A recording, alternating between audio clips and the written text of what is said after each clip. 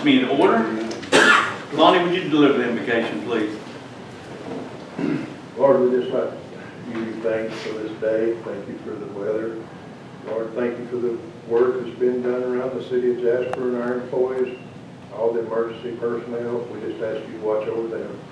Lord, just look over this meeting as we go through and take care of the business for the city of Jasper.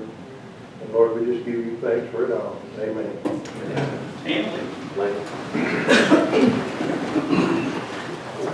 I pledge allegiance to the flag of the United States of America and to the republic for which it stands, one nation, under God, indivisible, with liberty and justice for all.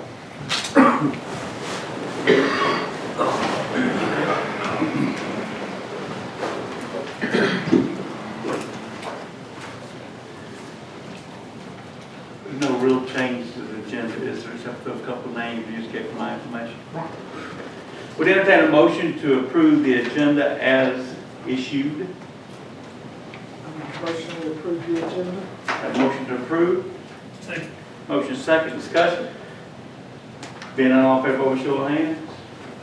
Thank you. Minutes of the July 1, 2019 regular meeting.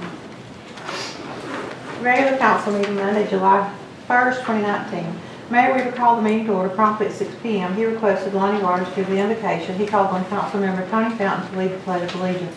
Mayor Weaver asked that the agenda be reviewed and approved by council. City Manager Brandon Douglas stated that there needed to be a change to item K under new business alcohol licenses request for consideration. It should be changed to read alcohol license request for approval. Councilmember Kurt Raffel made a motion to approve the agenda as presented with a change. Councilmember Ann Snavy seconded the motion. Motion carried unanimously. Mayor Weaver called on City Clerk Lisa Hoyle to read the minutes of the June 3rd, 2019 regular meeting. Ms. Hoyle made one change to the minutes under item H under new business to include low quote to Councilmember John Powell's motion. Councilmember Ann Snavy made a motion to accept the minutes as read with the change. Councilmember Kurt Raffel seconded the motion. Motion carried unanimously. Item A under old business, Mayor Weaver recognized City Manager Brandon Douglas and Water and Sewer Superintendent David Hall. Mr. Douglas requested to begin the first phase of the Grandview Waterline project, which was included in the 2019 budget. He stated that the staff's plan was to do this project in phases.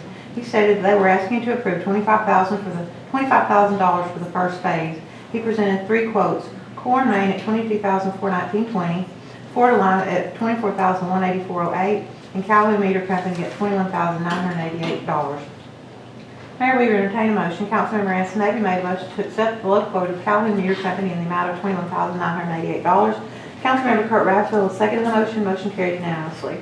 Item B under old business, Mayor Weaver recognized Lonnie Waters to present the second reading of an addition to the cruelty to animals ordinance to provide for citation amounts. Mr. Waters read the addition, a copy of which is attached here too. Mayor Weaver stated that this would be considered the second reading. Councilmember Kurt Raffel made a motion to approve this as the second reading. Councilmember Ann Snavy seconded the motion. Motion carried unanimously. Item C under old business, Mayor Weaver recognized Brandon Douglas to present the second reading of an addition to the city zoning ordinance to add for the definition and permitted use by districts for vape shops. Mr. Douglas read the addition, a copy of which is attached here too. Mayor Weaver stated that this would be considered the second reading. Councilmember Ann Snavy made a motion to approve this as the second reading. Councilmember Tony Fountain seconded the motion. Motion carried unanimously. Item D under old business, Mayor Weaver recognized Sonny Underwood, Planning and Zoning Director, to present an alcohol license application to council for approval. He informed council that the new manager, Michelle Lynn Gitzdinger of Fats Cafe located at 800 North Avenue, had completed the application process and the required advertising had been met. The owner is now requesting that the application for a license to sell alcohol, beer, wine, and liquor by the drink be approved. Councilmember Kurt Raffel made a motion to approve the license. Councilmember Ann Snavy seconded the motion. Motion carried unanimously. Item E under old business, Mayor Weaver recognized Brandon Douglas to present for council's reconsideration the request from the owner of 69 North Main Street to allow handicap access from the city sidewalk. He stated that if the council voted to allow the access improvement, then he would work with attorney Bill Pickett to develop a license agreement with the owner, which would give the city full discretion and authority to remove the structure. Mayor Weaver entertained a motion. Councilmember Kurt Raffel made a motion to allow the city manager to work with the city attorney to establish and create a license agreement for a ramp at 69 North Main Street. Councilmember Ann Snavy seconded the motion. Motion carried unanimously. Item F under old business. Mayor Weaver recognized Mr. Douglas to explain that Mr. Gary Hammond was unable to attend the July meeting and asked that it be tabled until the August regular council meeting. Mayor Weaver entertained a motion to table this item until the August 5th, 2019 regular meeting. Councilmember Kurt Raffel made such motion. Motion carried unanimously. Item A under new business. Mayor Weaver recognized Mr. Brad Dillbeck. Mr. Dillbeck stated that he wanted to discuss the current zoning versus the current uses of properties in the Mountain City Business Park. He stated that most of the occupants are involved in some type of manufacturing, although the park is zoned as C2 General Commercial. He stated that of the approximately 40 parcels in the park, he currently owns 8. He stated that his request is for mayor and council to open up the conversation on the current zoning and to consider a new type of zoning for the park. He stated that some of his tenants were manufacturing and distributing, and that his concern is that the C2 permitted use could be strictly enforced at some point. Discussion followed. Mayor Weaver stated that this should come before the city's planning commission for approval and then come before the city council. Mayor Weaver asked Brandon Douglas to move forward and set up a planning commission meeting so that this could come before council next month. No action taken. Item B under new business. Mayor Weaver called on Brandon Douglas, Planning Commission Chair Robert Walker was not present, to present to council 3 parcels as recommended by the Planning Commission. Mr. Douglas stated that the commission heard a request from Dean Woodall, applicant, on June 18th to request a zoning change on the following parcel numbers: 065055002 of 17.3 acres located at Highway 515 South, 065054003 of 5.99 acres located at Green Road, 0650553 of 7.82 acres located at Green Road. He stated the parcels are owned by Gary Copeland and Scott O'Connor. Mr. Douglas stated the applicants is requesting the property be changed from C1 General Commercial to RA Residential Agricultural. He stated additionally the applicant is asking the parcels to be considered for conditional use as a planned unit development.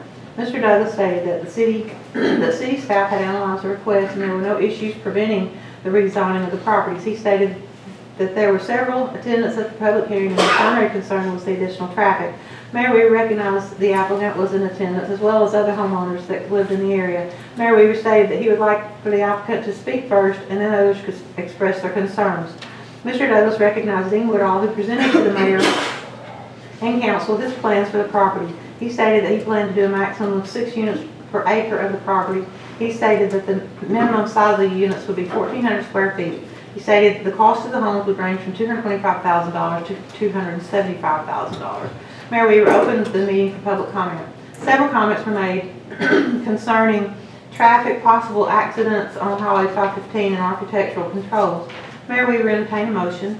Councilman Rance Navy made a motion to recommend that the City Council approve the zoning change on all parcels from C1 to RA and that the properties be approved by council for a planned unit development.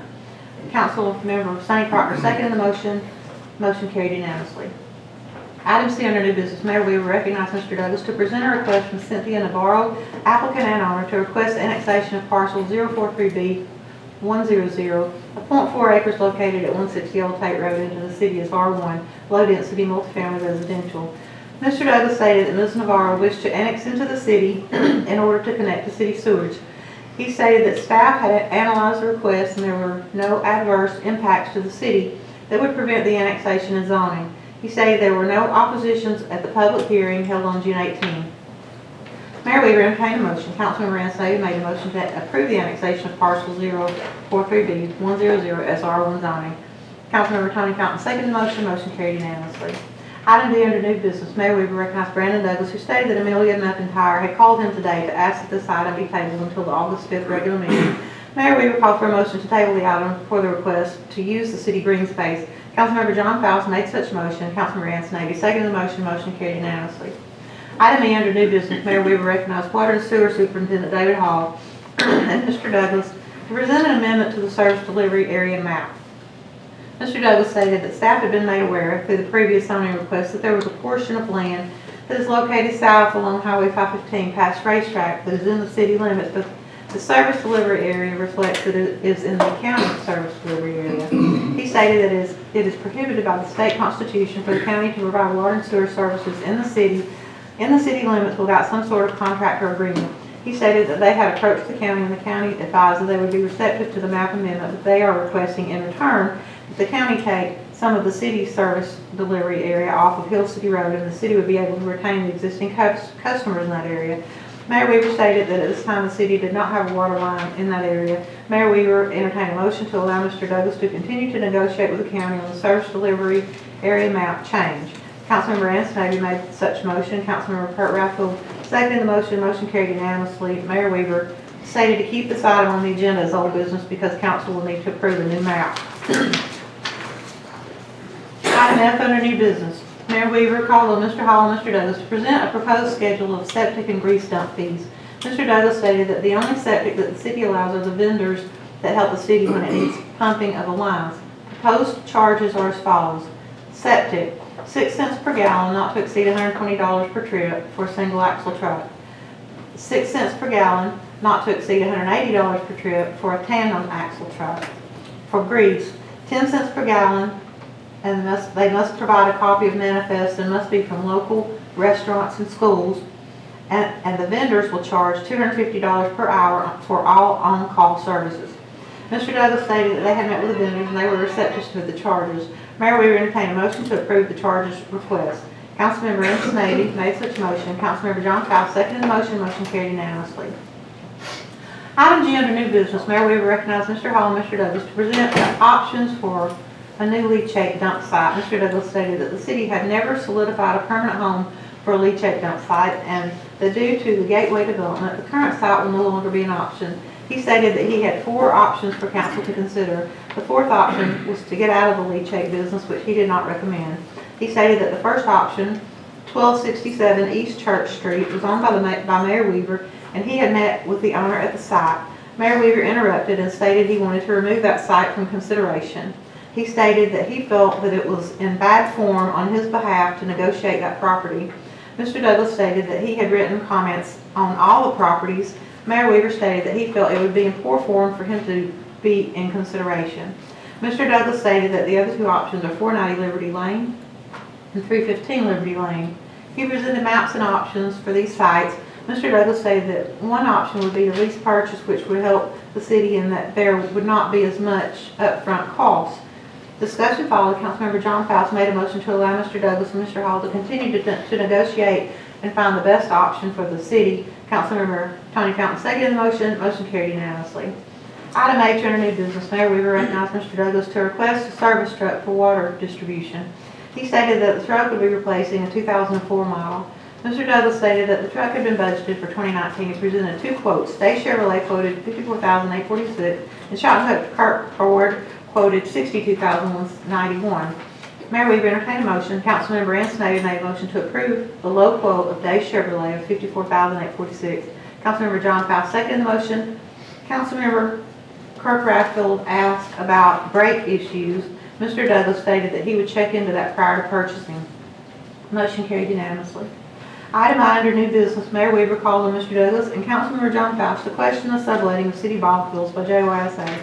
Mr. Douglas stated that he had reached out to Jason Hancock at JYSA in terms of the city park and ball fields, and essentially what he learned was that when the recreation league dissolved, apparently JYSA began allowing traveling teams to use the fields for in-kind and monetary donations to then be put back into the field for maintenance. He stated that he did advise that it was against policy to rent out park and recreation facilities, and that he would be presenting this to mayor and council. He asked council if there is an agreement, or if there should be, between the city and JYSA that enumerates what the priorities of JYSA's operating should or should not be. Mayor Weaver then recognized Councilmember John Faust to explain what happened. For the record, the conversation was as follows.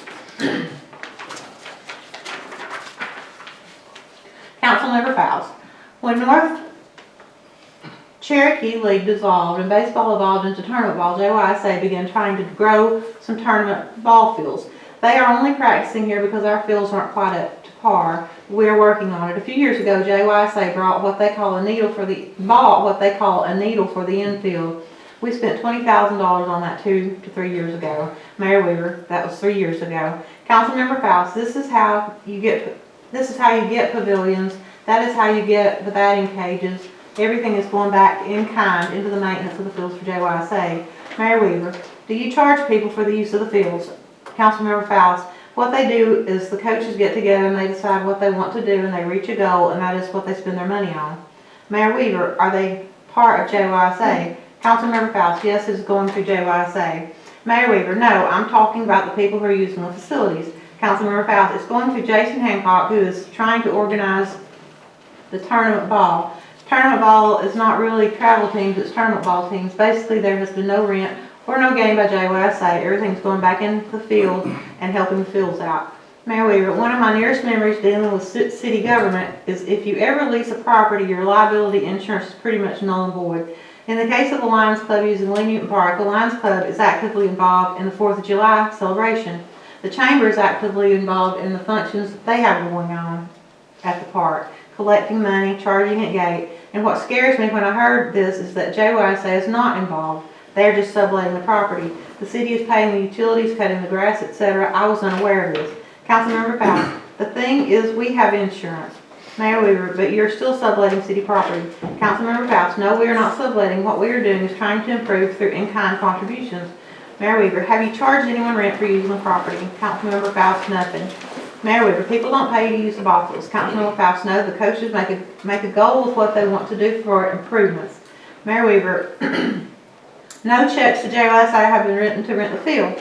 Councilmember Faust, not that I know about. Mayor Weaver, well, I understand there is, and that can't happen. It has come to the city, it has to come to the city government for that to take place. We can't just turn our fields loose to the private sector. Councilmember Faust, they have been doing the same thing since 1993. Mayor Weaver, no, back in the day we had a ball team, JYSA controlled. They cooked the hot dogs, they sold the tickets, and now JYSA doesn't have that control. Councilmember Faust, we still schedule just like we've always done. Mayor Weaver, if I wanted to schedule the ball field, then what would I do? Councilmember Faust, call Jason and make arrangements. Mayor Weaver, and I would have to pay for that privilege. Councilmember Faust, well, he charges whatever the coaches have decided for 6 months for their improvements. Mayor Weaver, what coaches? Are they members of JYSA? Mr. Pickett, will you please look into this? Bill Pickett, what type of legal formation is JYSA anyway? Mayor Weaver, it is a youth organization formed to, and then interrupted by Mr. Pickett, is it a company? Faust, it's a board. Mr. Pickett, so it's not a company. Faust, it's not a company, it's a board. Mr. Pickett, so it's not a company. Mayor Weaver, no, it's a board formed in order to provide an inexpensive youth sports association that we could afford in Jasper, and it didn't cost the city government anything. It was formed by parents inside the city of Jasper, although it goes all the way back to council members, including John, who I remember one day wanted JYSA football. My eyes popped when it happened, but it did. But we put everything in their guidance and guidelines, and we gave them the building. We never charged JYSA a dime for use of our facilities, and they would have ball games. We did all this work for JYSA and even let them use the fields before football practice. Mr. Pickett, well, what if I wanted to go over there and play? Mayor Weaver, that's what we're talking about tonight. Now JYSA doesn't have control over those fields like they once had when we had scheduled ball games all summer long. Councilmember Faust, Jason talked to you about this all 3 years ago. Mayor Weaver, he talked to me, but not about renting the fields, because I would never have agreed to rent the fields because our insurance is not going to be worth anything. Councilmember Faust, well, we have not rented the fields. Mayor Weaver, okay, I'm glad to hear that. So you're denying any rental of the fields. They get to use the fields for free. Councilmember Faust, everything is for in-kind. Mayor Weaver, in-kind. Councilmember Faust, which means for improvements we just did. Mayor Weaver, what did JYSA do? Councilmember Faust, they take care of the infield. They set up a needle machine to use on the infields. Mayor Weaver, well, as long as you're not charging anybody for using the fields, I believe the city council would be in approval of that, correct? Mr. Pickett, I still want to know what kind of legal organization this is. Seems like a group of parents just got together and decided to rent the ball fields. Councilmember Tony Fountain, Mr. Mayor, if I might, there seems to be a little confusion. I know I am confused when it comes to the question concerning subletting of the city property. Would it be right of us to table this? Mayor Weaver, I think that would be the thing to do. I was told that people have to rent the fields from JYSA. Councilmember Fountain, until I'm clear, it would be hard for me to vote on. Mayor Weaver entertained a motion that we table this item until next month. Councilmember Tony Fountain made a motion that we table the subletting of city property until next month so the attorney can research. Councilmember Anson seconded the motion. Motion carried unanimously. Mayor Weaver stated to Mr. Pickett that whatever he needs, we will help. Item J under new business, Mayor Weaver recognized Brandon Douglas to present to council an amendment to the joint city of Jasper and Pickens County Economic Development Agreement.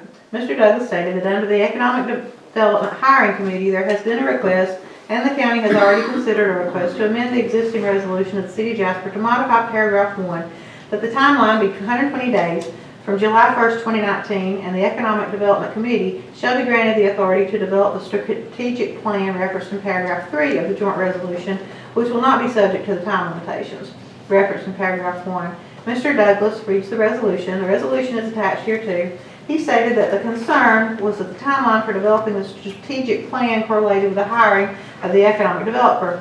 Mayor Weaver asked if the $30,000 for the consultants to come up with a strategic plan was being paid by the city or the chamber.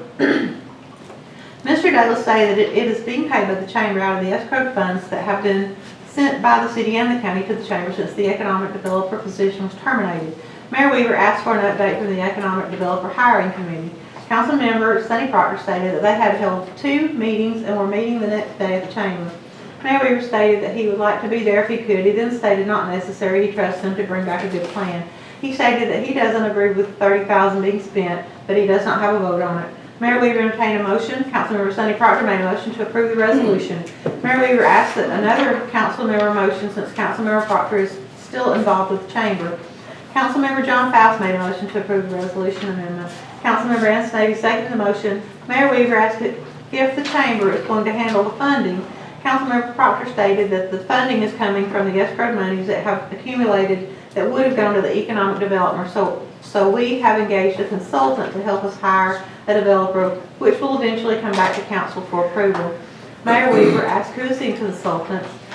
Councilmember Proctor stated that it is the Chason Group out of Georgia. He stated that they are a consulting firm that specializes in economic development. Motion carried unanimously. Item carried under new business. Mayor Weaver recognized Brandon Douglas to present an alcohol license application to council for approval. He informed council that George N. Kalors, owner of the Old Mule House located at 2 North Main Street, had completed the application process. The required advertising had been met, the background check had been received, and there was nothing that would prevent him from obtaining an alcohol license. The owner is now requesting that the application for a license to sell alcohol, beer, wine, and liquor by the drink be approved. Councilmember Ann Snavy made a motion to approve the license. Councilmember Kurt Raffel seconded the motion. Motion carried unanimously. Item G under new business. Mayor Weaver stated that council needed to go into executive session in order to consult with legal counsel regarding pending threatened litigation. Councilmember Kurt Raffel made a motion to go into executive session. Councilmember Ann Snavy seconded the motion. Motion carried unanimously. Mayor Weaver closed the meeting. Councilmember Kurt Raffel made a motion to come out of executive session. Councilmember Ann Snavy seconded the motion. The motion carried unanimously. Mayor Weaver opened the meeting. Mayor Weaver asked for a committee update. City Manager Brandon Douglas gave an update on the cost of construction aid committee. Councilmember Sonny Proctor gave an update on the Farrell Roper Pool Property Development Committee. Mr. Douglas gave an update on the SPOS 2020 committee. Finance Director Lisa Poole gave a financial report for the month of June 2019. Lonnie Waters gave a report on roads and streets. Chief Greg Lovell gave a report of police activities for the month of June 2019. Chief Steve Roper gave a report of fire activities for the month of June 2019. Being no other business to come before council, Mayor Weaver adjourned the meeting. Council is scheduled to convene next at the regular meeting to be held August 5th, 2019. Entertain a motion. Need a couple of corrections, Lisa. The money that was spent was on the infill. They redid the infill, and they got that needle machine this year. And the baseball started at 98.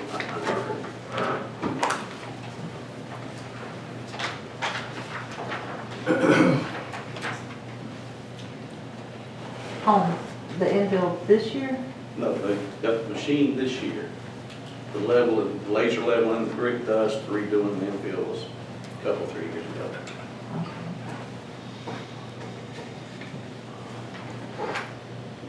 Just add that as additional information.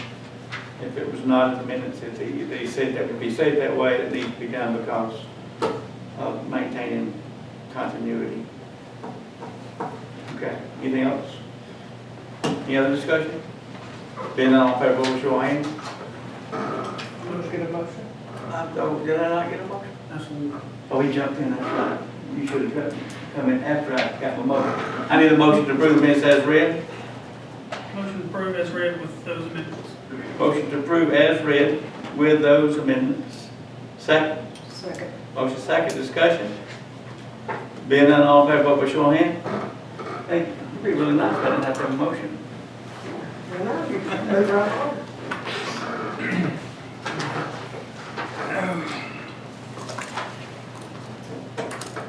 Thank you, Lisa. First item under old business.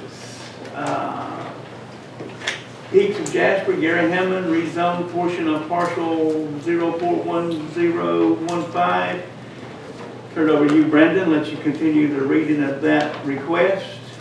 Mr. Mayor, Council, and Public, as the minutes will reflect, there had been an item on the previous two agendas that had been tabled May 9th.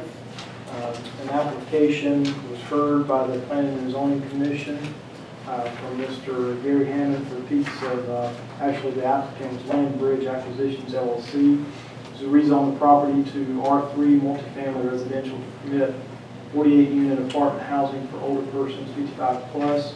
And essentially in your package you'll see the staff analysis through the May 9th Planning and Zoning meeting. It was tabled before y'all the June 3rd and July 1 at the applicant's request. So I will give a quick synopsis as a reminder that at the Planning and Zoning hearing, the chair had called the public hearing to order. Staff report was provided, which essentially states that the gentleman, the entity, wanted to take a portion of a larger parcel and subdivide it to allow for the 48-unit age-restricted apartments. An analysis was done of land use. Staff did state that it could be compatible in light of the fact that the adjoining parcel next to it was an assisted living, albeit that is a commercial parcel. It is a permitted use in the commercial district to have an assisted living facility in it. So although the zoning is commercial, the land use in it is the assisted living. So with that, the chair called the public to order.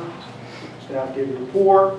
The applicant came forward, presented a presentation on the multifamily, all the particulars involved with who, what, when, where, why, how. No public in attendance to either support or oppose. It was a 1-to-1 with Commissioner Poole to move forward with recommendation to rezone, and Commissioner Pickens to not rezone. Chair issued vote to break tie and voted to move forward with recommendation to rezone. Went before the Mayor and Council. Applicant requested, and we acquiesced and allowed to be on the agenda 3rd and the 1st. And I think, Mr. Mayor, if you'd like, the applicant should be here. Okay. Here, just a minute. And You may approach. and I think in your packets, Mr. Hammond had provided via email some supplemental information to the staff report that should be printed out in your packets, and we can go over along with the letter of support that is also been included in your packets. Good evening, Mayor and council members. May I be seated, please? Yes, please. Thank you. Thank you very much for your patience and allowing the time to pass for me to get my affairs in order and present the Peaks of Jasper back to you. The intent is very similar to previously, where I would apply for funding with the Georgia Community Affairs. Now I just have a lot more time because that application cycle is not till May of next year. I've had contractual issues with the property owner that needed to be worked out before I visited you guys again and officially asked for rezoning. That's happened, and I'm pleased to be here. I appreciate your time. My name is Gary Hammond. I'm based out of Sandy Springs, and I live in Dunwoody. I'm asking for your support to rezone the property from C2 to R3 to be able to build an independent living apartment community consisting of 48 units that would have a declarative land use restrictions so that you had to be 55 years or older to reside there. The property is located at the southwest corner of graded land that's owned by the Wigingtons, near where they sold a piece of property to which was developed with Windsor Lodge. Access will be by way of Sammy McGee Boulevard, although there's also a road that does come off of West Church Street to the Windsor Lodge. But we'll be extending an existing road that is along the south side of Windsor Lodge into our site, and the survey and site plan show that we've contracted for the right to build that road.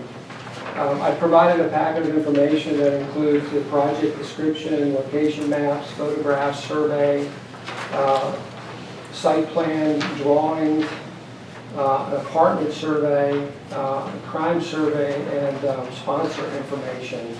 I'd like to quickly flip through that so that we all are looking at the same thing, and I'd like to highlight some information, and then I have a brief presentation following.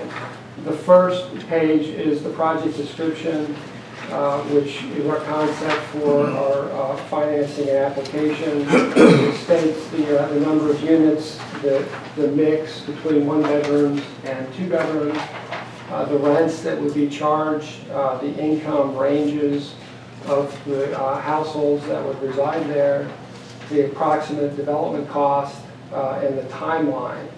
At this point in time, if we were awarded the financing, we would begin construction in the summer of 2021, completed about 12 months later. The second page are some maps, just in case it's possible you don't know where this property is located. The Ingles Shopping Center or supermarket is shown on the middle map, and the United States Postal Service location, mail service is located there. The bottom map shows the tax plat and where we are situated in relation to the larger parcel. There's next a photo where I'm standing at the end of a drive that goes to Windsor Lodge, and I'm looking out across the Wigington's larger parcel at the 3.65 acres, and there's a trailer that is in the corner of the property. On the other side of it, it advertises the property for sale, but it's blank on this side. And then the next photograph, I'm standing in the corner of the property, and I'm looking back towards the Windsor Lodge to show you the larger parcel that's not part of the 3.65 acres, and the views that our residents will have from their units. Next is a survey of the carve-out, proposed carve-out, the land that would be rezoned to permit apartments, followed by our conceptual site plan. And on that site plan, it shows the access easement and the addition of roadway to get to our site. Some of the amenities that would be outside of the building envelope, including the community garden and gazebo. Next is a proposed elevation from the architect for the property, followed by a couple photographs of where this concept originated from a property that I constructed in Baton Rouge, Louisiana. It's a different architect, it looks slightly different, but that's 48 units. And I just finished that project. Second picture is the same one.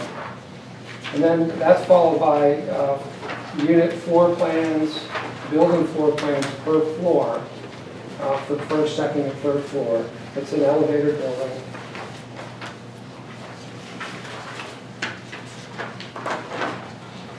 And then a blow-up of the community space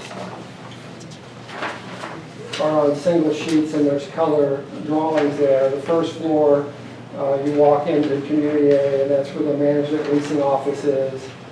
And there are some additional tenant areas back behind the service elevator. There's a sunroom and an outdoor terrace. That's the first floor. The second floor has some required amenities for our program. It will include a wellness center, which will have an exam room and a waiting area, a computer center, a fitness center, and another sitting room. And then finally, the third floor will have another sunroom off of the elevator. I'm now looking at a survey of area apartments, and to the best of my knowledge, these are the apartments that are presently located in Jasper. A couple things I'd point out there is that all of these are family, none of them are age restricted. Most of them were constructed a long time ago under the USDA rural development. We call them farmers' home deals. And the vast majority of those units are rental assistance, where the tenants pay rent based on income. They don't pay a stated rent, which is different than my program. If the tenant doesn't have any income and they are a resident there, they don't pay any rent whatsoever. That's just the way the program is set up. There are a couple of tax credit apartments that are shown under LIHTC. One is Homestead, which was done in 1999, and then Mountainside Manor, which is a tax-exempt bond project that's similar to the financing, although it's not a competitive process. It's a much larger property, and it has a compliance period of 15 years. And that is at its 15 years. I spoke to the owner of that property, and they are raising rents and planning on taking it out of the program. So it was mixed income. It had some market rate units anyway, but it's going to be all market shortly. The next sheet is area crime stats. I gathered these in June with the help of 911. I think overwhelmingly it shows that there's not a significant difference in the number of calls that are generated at the existing apartments. Obviously, it's all over the board, but when you look at a median and an average, and you look at the types of calls that are coming in, and compare it to a rental single-family home subdivision and some owner-occupied housing in Jasper, it's not too different. Slightly higher, but not too different. And again, what I'd like to point out is that we would be the only age-restricted apartment community in the area. These are all family without an age restriction. Next, there are a few links to articles about the national issue of affordable housing, and it's a big issue with earnings not keeping pace with rents and how they're increasing. I've included the first page just as a flavor to them, but there are many, many more articles like this. And finally, I have included some information about the sponsors, which are me and a company called Resource Housing Group. The fact that in 2019, when we were applying, we were deemed qualified, and there's a list of experience that we have. I've been doing this for 15 years, and they've been doing it for much longer. And we've been joint venturing for 15 years, and we're very proud of our work in Georgia. We're Georgia-based. We're not coming from out of town. This is our home base, our home state, and we are proud of what we do, and we are tied to the community and welcome the opportunity to become part of the communities we build in. Our community will target an income bracket that's very, very hard to finance and develop everywhere. There's a limited amount of funds for this type of housing. It's never going to keep up with the demand. But without bogging you down in statistics, this is an issue across the country. It's not just Jasper. It's not just where I live. It's everywhere, trying to provide housing that is affordable to different income bands, from working to retirees. These are hardworking individuals. My program is not based on income. They're stated rents. Those rents are set at the beginning of the project. and they can fluctuate with growth in median income. Tenants have to have a source to pay those rents. In the apartment survey that I provided earlier, you would have seen a notation to HCV, which is a housing choice voucher, and even the tax credit properties that are here have a very, very low number of tenants who are on a voucher. By and large, these properties are supported by the rents that are set up front with our lenders and our investors. Our residents have provided valuable services to our communities. You know, they tended to be our civil servants, our retail workers, restaurant workers, government workers. The financing program we use is set to provide rental housing at 30% of their total income, whereas often a lot of folks, whether they're families or seniors, are paying 50% or more of their rent. The quality of housing is comparable to market independent living apartments. There's nothing currently like it in Jasper.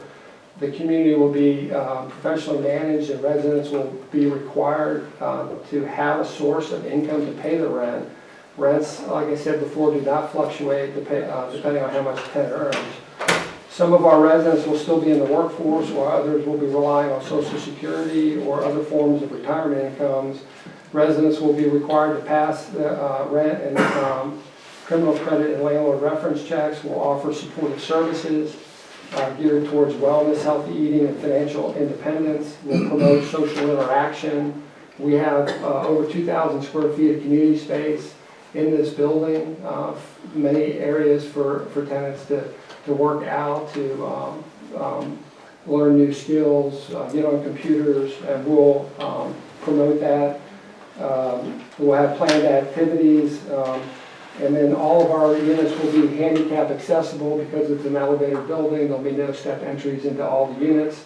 There'll be 3 that are actually equipped for the disabled from the get-go, and 1 for the audio visually impaired. So many seniors live paycheck to paycheck and are rent overburdened, often paying 50% more of their income towards housing costs.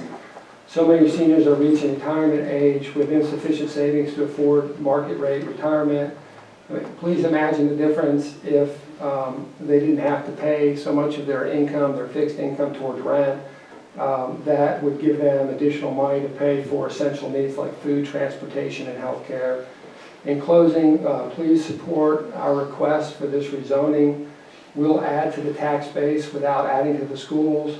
We'll pay our fair share of fees required for a project of this magnitude.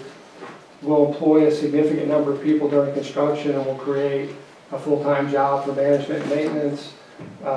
Will not negatively impact 911 services any more than any other housing community that's proposed in Jasper. And I am quite confident that our community will be here to serve the citizens of Jasper well for many years to come. Thank you. Brandon? Don't have anything to add there other than from a staff perspective, if the elected body.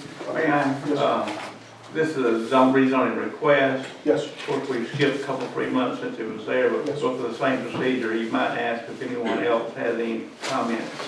Yeah, I haven't heard, so if there's any, it's public, I've not been made aware of throughout the process. Yes, is there anybody in opposition who would like to speak? Anybody? Probably Yes. treat them the same way. Okay, you took care of that. Now go ahead. I was just going to say, if this is something that, unless there's questions from the council, from staff, or the applicant, I would just hold to the fact that we have communicated with the applicant and advised them that as they continue to secure their final financing and final site plan, that it would be expected that any deviations from the site plan would need to be presented back to the council. Because this is such a delay in terms of today from when the potential construction, we just thought it would be a good practice to reiterate any substantial changes that need to come back before the council. Okay, may I just clarify something for council? The property is going to be next June, I think. Is it June, the correct month that you? May, May. before Memorial Day will apply. Okay. Yes, sir. So it makes it very difficult to purchase a piece of property, investors get antsy when you have to wait this long, et cetera. But will the property be purchased by you? Will you become the new owner of the property, or will it still remain in the present owner? He'll still remain the present owner. All contingent upon all these blocks falling in place? Yes, sir. Okay. I'm just kind of curious about that, the council's information. Do you have any green space park area for them in your programs? Yeah, we have a 400 square foot community garden, enhanced community garden, with the intent to plant herbs and vegetables. And then we have a gazebo for outdoor barbecue picnic area. But other than that, it is a pretty tight site. But you do have, that's what I was Yes. just curious. Yes. Could you tell me the acreage again, it's slipped my mind about me? 3.65 acres. And really, it's pretty much behind Ingles. Yes, Okay, the best location for the public to understand where it's at. yes. Okay. Any questions, Council? Did you state there would be another way to get in and out of that? No, until a road is extended that goes into Windsor Lodge, the only form of access would be the extension road from the post office. Yeah, from San Diego. Mr. Proctor? So this is a 48 unit, is that right? Yes, sir. Is that 48 pillows, or is that 48 units, and some of them are one bedroom and some of them are two bedroom? 24 one bedrooms and 24 two bedroom, one bath. And most often, there would be a single person household, but we found that many could use the extra space. They're coming out of a larger unit, and that additional bedroom is very desired. So all the residents have income, and their rent is dependent upon the income. And the credit or the benefit comes to the owner of the property on a tax credit, is that correct? Yes, but the rent is not based on the income, meaning that the rent does not fluctuate if one resident happens to earn less than another resident. The rents are set based on unit type. So the rents that I provided in there, I think it was $550 to $750, those would not be changed if one resident came in and happened to make $15,000 a year, and another one came in and made $20,000 a year. I thought you just said something about 30% of their income. So the way that the program is set up is so that you can, you have certainty in the amount of revenue that you can use to pay debt service.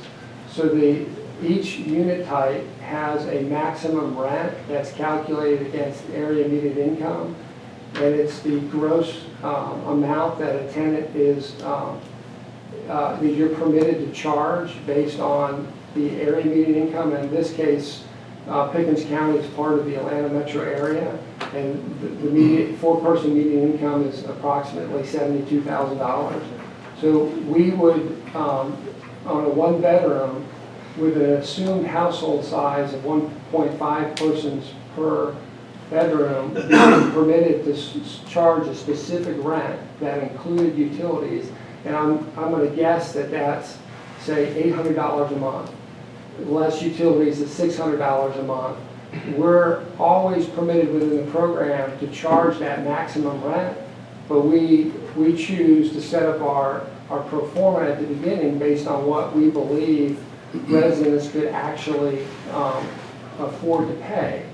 The assumption is that at 1.5 persons living in that unit, that they make a certain percentage of area median income, and that they can pay that $550 a month in rent. And in the income ranges I gave, that low income is about $16,000 a year. So if you were to take $16,000, multiply it by 0.3, divided by 12, that would be the 30% of their income. Are all the units available for the program, or is it just a limited number of the units that kind of are used for the program? All. You can do mixed income. You can certainly develop property with units that are not encumbered by the program, but that has kind of fallen out of favor. In this case, 100% of the 48 units are part of the program and subject to the rent and income restrictions. And it's a 30-year program, is that right? It's 15 years with selections for scoring purposes to go as long as 30 years, and which we would do because we couldn't afford to give up that scoring advantage. So these won't, quote, go to market for at least 30 years? That's correct. How did you find this piece of property? We start with first a search by geography across the whole state. We've developed, pretty much from across the entire state.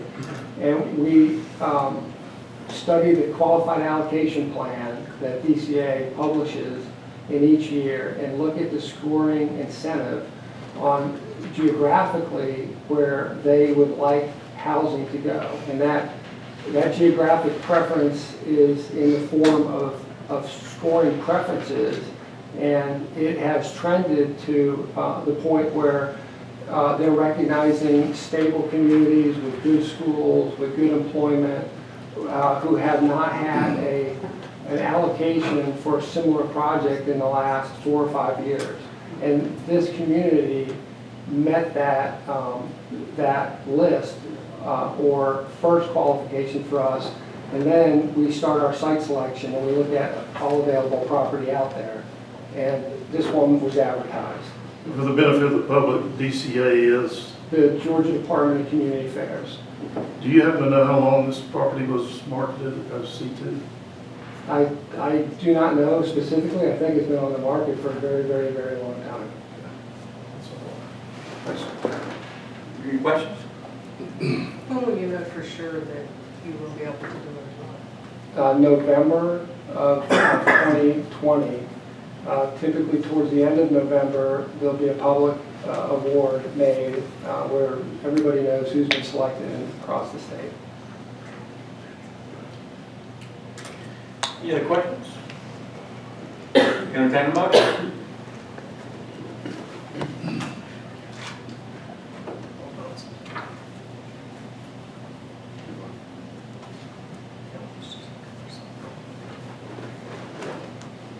I'd like to make a motion to accept the rezoning application as presented.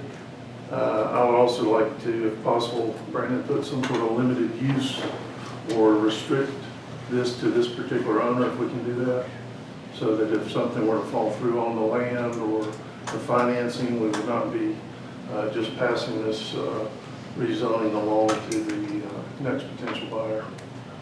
How we can do that. If I may. Yes. From a staff perspective, legal can weigh in. Should the council elect to rezone the parcel, we can tie certain conditions or stipulations to the applicant as it relates to bringing back site plans, et cetera. But in terms of the land use, the zoning tied to that parcel, that would go over to any additional user or seller if the applicant and the property owner were to break contract. That parcel would remain as a R3 parcel and could be developed as such. And we've articulated to the owner as well that should this not work out and he wanted to convert it back or absorb it back into the larger tract, you'd have to go through rezone and then a combination of plats. So we can't do an effective date or something like that? Or I'd like to amend my motion then to recommend that we approve it, making sure that it comes back to the council for any changes. Second. Make sure we get that correctly. Say that again, please. I recommend that we approve the rezoning making sure that any changes in the plan or concept be reviewed by council prior to. Brandon, help me out with it. Yeah. I'd rather you do it than me. Yes, sir. I've essentially mirroring that of the staff report, that the applicant is aware that any changes to the site plan as presented in your package, along with units, square footage, amenities, anything that deviates from the packet, and what we do is write up a letter stating as such, would have to come back before the council for kind of conceptual site plan review. Any change, but you can't put stipulation on the annexation. The annexation's got to come in. Annexation is. I mean, not annexation, rezone, it's got to come in, got to be clean as it can be, up to include, but staff's got to maintain the council's ability to keep up with what's going on in that. But we can't come out and tell you what to do. It's got to be staff. So, does that clarify that? Can you do that amendment again? I recommend a motion that we approve the rezoning with the, is a contingency okay, that any changes in the site plan be reviewed by staff and subsequent. That'll automatically happen at what we have in place, and only we could be angry at Brandon if he don't get that accomplished. Okay. So you can make your clean, whatever, you gotta be clean one way or the other. Mr. Pickett's eyes will roll back. Do it again. So still like lane. No, you keep out contingency. If it's gonna happen anyway, is that correct, Brandon? Yes, but the normal practice for staff would be to, any deviation from council approved site plan, et cetera, that has a substantial change to the land use would trigger us approaching the elected body. I recommend we approve the rezone. Got a motion to approve rezoning? Got a motion and a second. Discussion? Being none, all in favor, vote by show of hand. That seems to be unanimous. Thank you very much.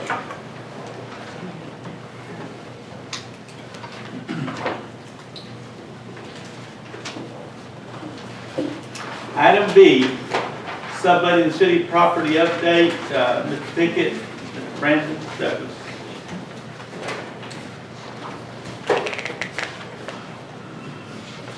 Mr. Mayor, pursuant to the July 1 meeting, I kind of sent a draft email, or draft memo to the city attorney. He and I have not coalesced our schedules to discuss in depth any sort of findings or any sort of research.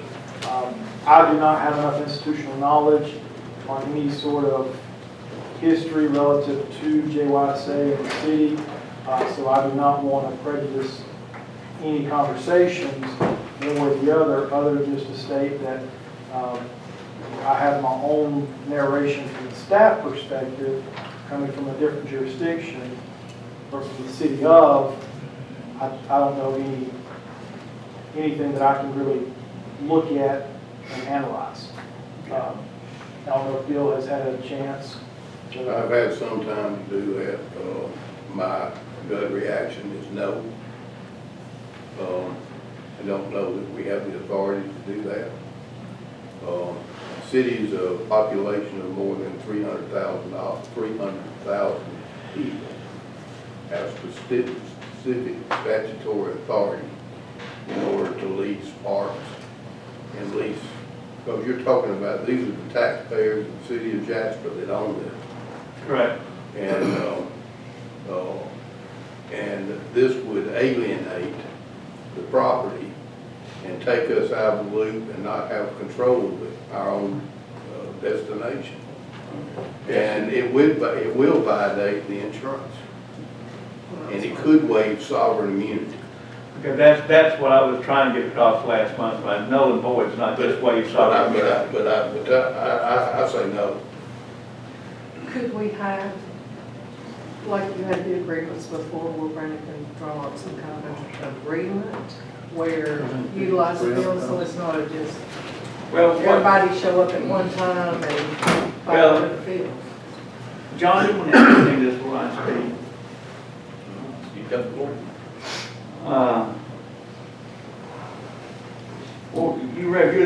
committee member for JYSA, so what's JYSA want to do? John, can I say this Yeah. before you do this? I meant to mention this also. And this is not a legal organization, in my opinion. Volunteer organization. But it's still not, I don't think they're taking money. They're 501c3. They are 501c3. Okay, well, they're still not registered with the Secretary of State's office. Okay. That's the whole thing I want to relay. Okay, John. I think we should do what staff recommended. Staff didn't make much of a recommendation. Well, in terms of what the practice that I would like to see is just in terms of questions are asked of me of any sort of relationship. I'd like to be able to say that the city has entered into a relationship with, this particular entity to do a reoccurring thing. If not, Mayor, I know on the agenda we have a few items for other specific requests, but recurring, I just would feel more comfortable if we had some sort of. Years, I think the legal issue that I spoke to Mr. Pickett, and he didn't totally clarify this. You mind if you correct me when I miss? No, I will correct you if you misspeak. Please, please. Well, you and I are not talking about it. This was an effort years ago to provide as inexpensive recreation for the citizens of Jasper and Pickens County citizens as well. And we had quite a league that dovetailed with North Cherokee and I think Gilman County plays football. Don't play, they ever played some baseball. But Dawson County, several counties. That being said, that has gone away. That is no longer in existence. And the effort to go into travel teams has not materialized, except the fact that there's travel teams independently out there that travel around and they want to use the facility. And I'm getting at now, at this point, JYSA may have run its course with the city of Jasper, and it needs to be brought back under the umbrella of the city council and our staff to decide who gets to use the facilities, instead of having people that we don't know schedule our fields. We have the potential to do that. Brandon, would you discuss that? And I think that's what we discussed that you did from where you came from. Well, what we did, we had a department whereupon to clarify property versus facilities. So in terms of, we would not lease or rent a particular land area. We would say you can use the pavilion At this time. At this time, we would schedule it, and there would be a cost associated with that rental to help offset the cost of ongoing maintenance. In regards to renting out the park in and of itself, we would not do, but we had an entity that ran the baseball league, and so that was a hands-off from the city. As much as we can. And so what would happen is we would essentially take care of the fields, and the entity would handle all the scheduling or tournaments or play. So if I heard you correctly, your perspective now is if it would behoove us to bring back into, similar to the way we do the Lee Newton rental, not rental, but use of the gazebo. Use the facility. We can't schedule anyone else when the chamber's having the Marble Festival. We can't schedule when we're having the 4th of July. And we also have we have had conflicts before with a little small engine group that comes in the fall. But we schedule that at City Hall. And we even schedule the farmers market to make sure that they don't overlap. And the farmers market years ago agreed to let the chamber have the Marble Festival and the 4th of July celebration, and they would just come back after those two left. And any other, and we actually had an agreement written up years ago dealing with a farmers market. But what I'm saying is, we can't sublet or allow anyone else to sublet city property since JYSA is no longer providing the service of a league play as we did for years. And I thought the travel teams were going to be part of JYSA under their umbrella, but it's not. And so that we can't sublet. That's what's been happening. Tournament teams, they're different from travel. It's still independent from JYSA. They don't. No one answers to you like you. JYSA used to have trials for coaches who did wrong. We have no control over that anymore, because JYSA does not control these coaches. They're independent, and they should be able to call the city of Jasper, city manager's office, or whomever's office he assigns, schedule those fields on a regular basis at no charge, as long as they're not even, because they're our fields for the public. And if it becomes a conflict, the staff can arrange it, can handle that until it becomes an issue that needs to come before this council. But it needs to be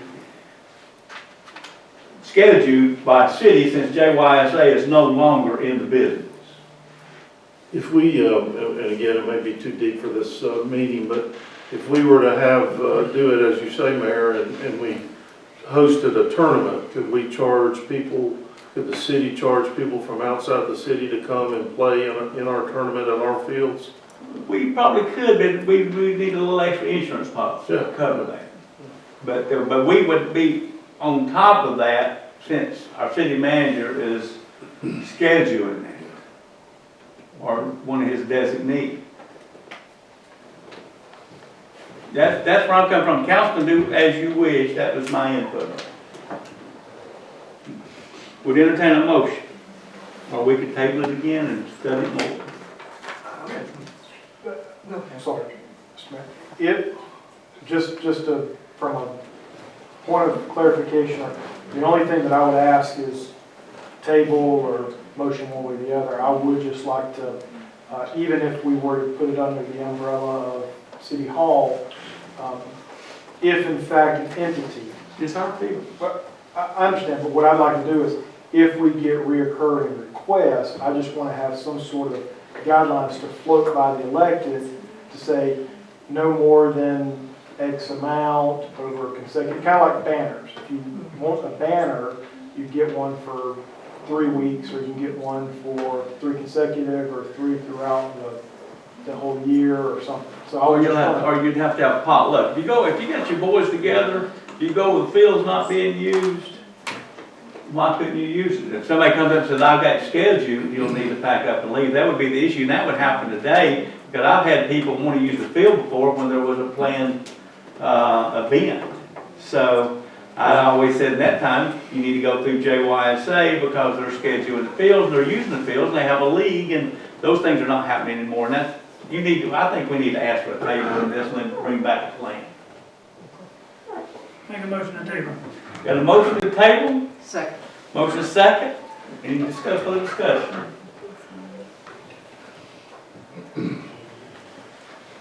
All in favor, wash your hands. Thank you.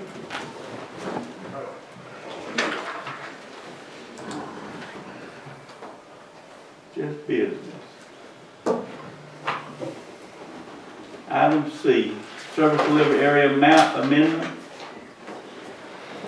Mr. Mayor, Council, as the minutes reflected, the July 1 meeting, there was a desire to amend the map. Subsequently, we sent a letter advising the county as such. We reached out to our Region 1 DCA rep, who then referenced this to another gentleman at DCA, Mr. John West, to find out exactly what and how they need in terms of whether it's the map that's in your packet, which is preliminary at best with staff doing it, or if we need to reach out to Turnkey to help us with a more accurate depiction. I do not want to incur the cost from Turnkey to do something until I get some clear guidance from DCA. But in principle, the area, as highlighted by the orange outline, along with the aerial that Lonnie and I created for just a reference point, is still just that. And until John gives us clear direction from DCA. DCA has a very specific way to change service delivery area in their content. Have you seen that yet? I have referenced a brief moment that if both parties are in agreement, which I believe the county did in fact, mid-July meeting approve the map amendment, that DCA essentially will say, we'll usher you through the process and amend it accordingly. So that, I'm just waiting to get it I in recall writing. it's two, both parties agree. Yes. Then you go through the process with DCA, and you need to get your map very clear, and you can actually get more concise than it is now, because that particular map in that particular area, if I recall, was like spray paint. It's the way it was taken by the DCA many years ago. But move forward with that, and because that area over there that the county wants to provide water for, the city's had opportunity for years, and we decided not to go any further past Gibson Trail. So I'll keep you all up to date in terms of when I hear from Mr. West about the specifics. I just want it in writing that these are the steps that they require, so we can accommodate that. Okay, it's in the service delivery strategy book, at the very back, how you change that. And it seems awfully simple about this now. So we're going to table this to the next month, the old business. To bring it back before the council, we'll keep it hot out. Y'all will see the final iteration of the map. The council's going to have to vote on this before it's over, so once we see the map. Okay. So it'll be old business next month. Yes, sir. Okay. Entertain a motion to table this item to next month. Make a motion with that. Item C, service delivery area map amendment. Need a second? Second. Motion second, discussion. Any further discussion? Being none, all in favor, vote by show of hand. Thank you. Item D, Mountain City Business Park zoning. Last month, Mr. Dillbeck was here. I believe he is here tonight. Brandon, I believe I asked you to look into that. You're Mr. Pickett, like you Yes, sir. recall. And I believe I recommended just a simple city-sponsored zoning or planning commission meeting. What's up there? I admittedly did not call them because I wanted to get a better grasp on the situation. So we did pull the current business license we have on file. Admittedly, I've spoken with Mr. Dillbeck just to kind of let him know that I'm not in a position to conclusively say one way or the other that this is the direction we need to go. In deference to you and the elected, I'll follow suit accordingly, but just to kind of see my working papers, you'll notice a spreadsheet that has about 20% or so of the type of business or the use not listed out. So what I'm going to do is work in concert with Mr. Dillbeck and with the other businesses, get a better handle on the types of uses in that so we can properly assign or see if the current zoning is applicable to that use. Mm-hmm. If not, then recommend, and I can go through the planning and zoning body, or I can come back to y'all with an update and then go to the planning and zoning body. But basically saying we either keep the zoning as is, because the C2 and the M1 zoning districts do have a lot of overlaps. There's only 21 uses in the two zoning districts that do not have overlap. And so of the ones that I have listed here, there's only about 3 or 10% that does not meet the C2, or excuse me, that doesn't meet the M1. yeah, C2 is more M1. So I don't want to do a city-initiated rezoning for the entire tract if it's only that amount. But I'm not in a position to say, because like I said, I got about 20% more of the businesses in this park to see if they, in fact, their uses reflect M1 or C2. Okay. And then do we then create a whole new zoning district, which is an option we had kind of touched on briefly, that you have a C1, a C2, and an M1. Do we create some sort of new zoning district, float that through the planning and zoning that can then be applied to these parks, which is something worth noting that's Okay. We do not have smokestacks out there. We have had lead, noise, and dust before. yes. And I believe M1 Industrial Park is the only location where adult entertainment is allowed in our zone. Yes, sir.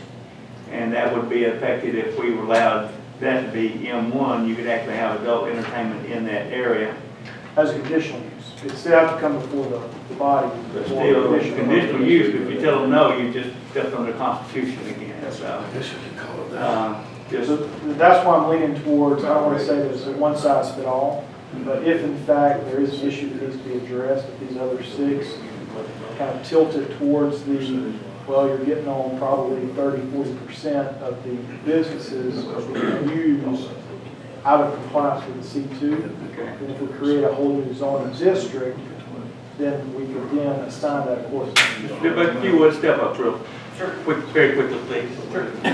Explain to us, the council, the predicament that you find yourself in with your property. Well, I own 8 of the properties in there, 4 of which are yet to be built on. I put a hold on building those, so I'd like to know what I can build there. I had previously been instructed by an employee of the city that one of my buildings was occupying a space that they weren't zoned for. So in looking at that and looking at all the other businesses in there that also, from my view, don't meet C2, and speaking with several of those owners of property and also occupants of property, they needed to. So the solution I don't know, but solution I do need found, so I know how to go forward with putting up 4 more buildings. Okay. And also, I've got a tenant change coming, and again, I need some clarification. What can I put in there? Can I put light manufacturing? Can I put distribution? And again, the things that he's asking would be a great question in front of the planning commission for everyone who owns property there, citizens that are concerned, to come and speak their opinions, and then bring that to the city council. So what I'm asking you to do, and the council might approve this tonight, is the city foot the bill for the advertising, send the letters, etc., that we could initiate a rezoning of Mountain City Business Park to reflect Mr. Dilbeck's wishes that he has some manufacturing and some C2, because it's been a mixed use there. Is that what you're asking for? All except for it's not just my wishes, it's of all of the Well, you're the only occupants one, you that have talk to me. anyone else here not beside yourself? Well, that's on purpose. I've got letters from several of them that they requesting that, but I We didn't want have that that, to but pass. I think going through the formal public hearing, we advertise it in the paper, you come out, you speak your opinion, we'll talk about the adult entertainment issue and all the other issues that we're concerned about. Have it in the open, and we let the council make a decision after the planning commission make a recommendation. Sound like a plan, Brandon? Can we get from Brandon, before we do that, can we get from him what they're all in compliance with at this point, so we know the percentage? Well, it's holding him up another month another 4 months of We're him gonna trying to do make a that. living. Yeah. But you're okay with that, another month? It's fine. I think we're making progress. It's slower than I had hoped, but I'll take progress. With all due respect, and I'm sure I'll take all kinds of grief for this, but we have zoning in place in those locations. Right. And right now, that's what can go there. But I think we're trying to work very hard with you, Brad, to figure out where are we off, and then decide whether moving forward, based on where we're off, how we can change this. And it's not the council's intent to run off good businesses, and so those that are already there that have established themselves, we're not going to sweep in and say you got to pack up and go. It may turn out to be 1 or 2 businesses that we may have to come up with some public opinion on that they can stay here, but based on whatever legally we can do. So I think we want to work with you, we understand, but we need facts to work on, or we're just going to be chasing our tails around in circles more and more. So. Sure. I mean, the way I got the facts was literally just driving through there. Yeah. And that can be done in 5 minutes, to drive through there and see what businesses are currently in place. Well, we need to look at. We need to know what they're zoning. We need to look at. Oh, they're all zoned C2. But we need to know what their business What their license, business is. purpose of their businesses, because we are a city and we've been told that certain things are there, Right. and that's what Brandon is working on. knowing where he was on this just a few weeks ago, I was surprised he had as much done as he did. And when I reviewed it, it sounds fairly favorable on your behalf, but Yeah, we just need a little more information. I'm fine with that. And I think Brandon's wanting to meet with me maybe next week and let's look further at the occupants there.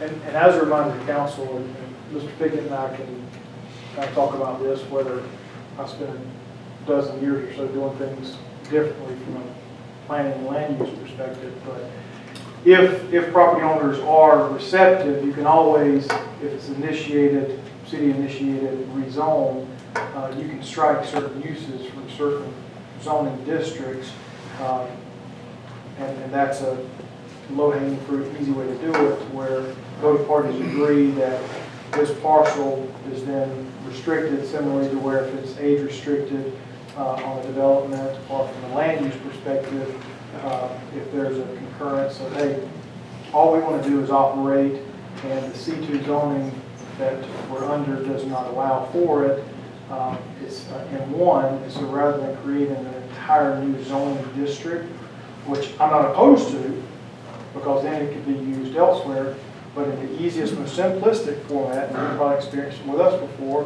in Ackworth, Yeah. you would say it's going to be in one, and it's striking of uses that then the applicant and the city. Well, the name of the garment industry, Daystar. Daystar, is one of our major employers there, and it's doing business in C2. Onyx, which Doing business in was C2. Top Gun. I think they occupy 4 or 5 buildings, probably 25, 30,000 square feet. And but you can also put a lot of things, like he just said, in the other. And we never had a problem with it until an employee told you got a problem with if you ever have a legal issue with your property. Right. So we need to get that defined so we can get the legal issues out of the city And just as much as we can. not to continue the labor, but like even with aeronautics or airport, you know as well as I know, Mayor, this is not an exhaustive list of land uses, but what you do is you essentially try to put something with it, and so both C2 and M1 allow for airport and hangars and fueling and stuff, so there's a lot of latitude that if it's not specifically listed in here, but the intent is, Okay. you can fit within that thing. Let me clarify this as simple as you can get it. Around the city, you have a piece of property right on the fringe that is zoned C2, or maybe even Central Business District. That if you want to go in and turn that property, which is an old house, let's just say it's on West Church Street, from a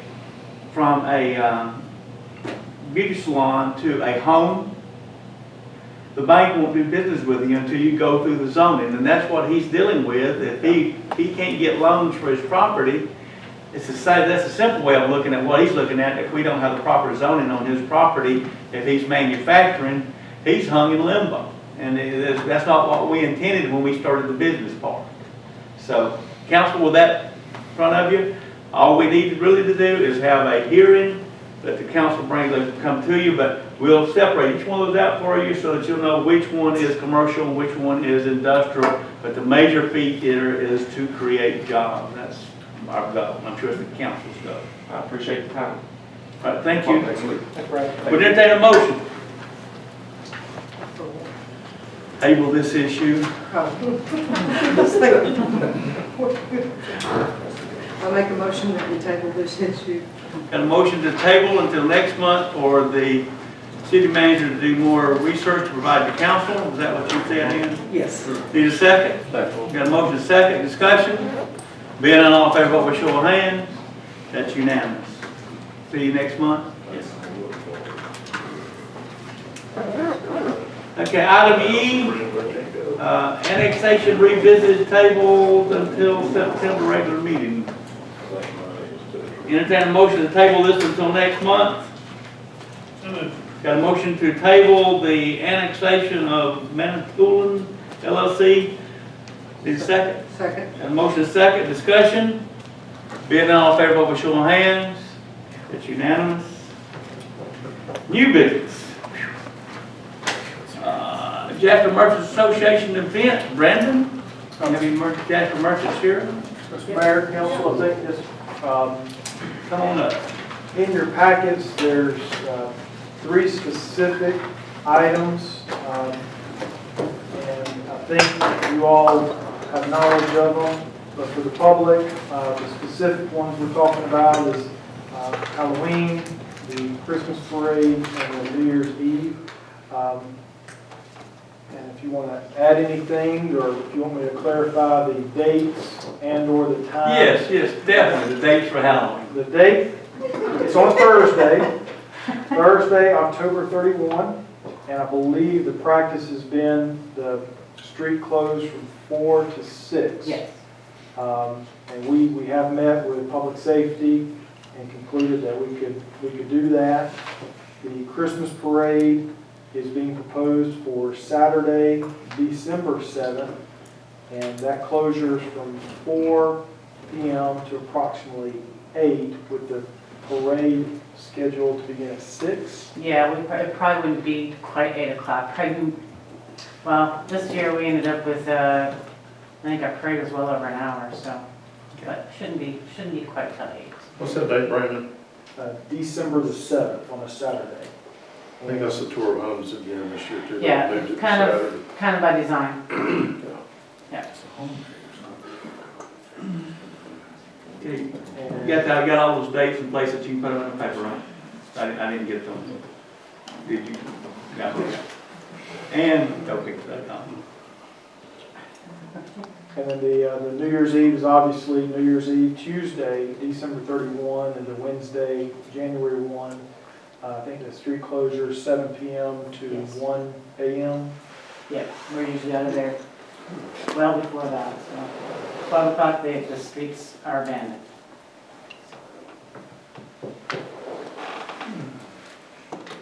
So you need a motion to approve all those?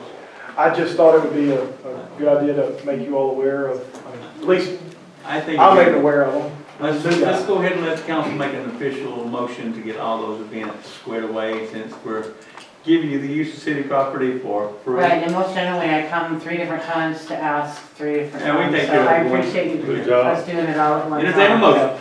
Make a motion we approve the closure of their request for Halloween, Christmas, and New Year's Eve. Okay. Need a second? Second. Motion second. Discussion? Being none, all in favor, vote with your hand. Thank you, council. Thank you. Thank you. Thank you for bringing them all at one time. Okay, we got another much street closure. Main street closure to prevent child abuse, Pickens long table event. Do you have any representatives here tonight? Long table? I don't know if Ms. June is It's here. on you then. This one, I think some of you may recall last year specifically, they had conducted it in the portion of Main Street from West Church to East Spring, or immediately in front of 61 Main. And speaking with Ms. June Ash, they are requesting to utilize that portion of Main Street again. It is accommodation to the caterer in terms of proximity to 61 Main. And there will be city staff support in assisting with setup. They typically, apparently, put out tables center on road. They market it for persons to come and have a nice elegant meal, maybe some background music. And the request is being made to close from noon on Saturday, September 21st until approximately 11 p.m., whereupon they can begin doing the takedown. So once again, that's The date again. the Saturday, September 21st. Entertain a motion.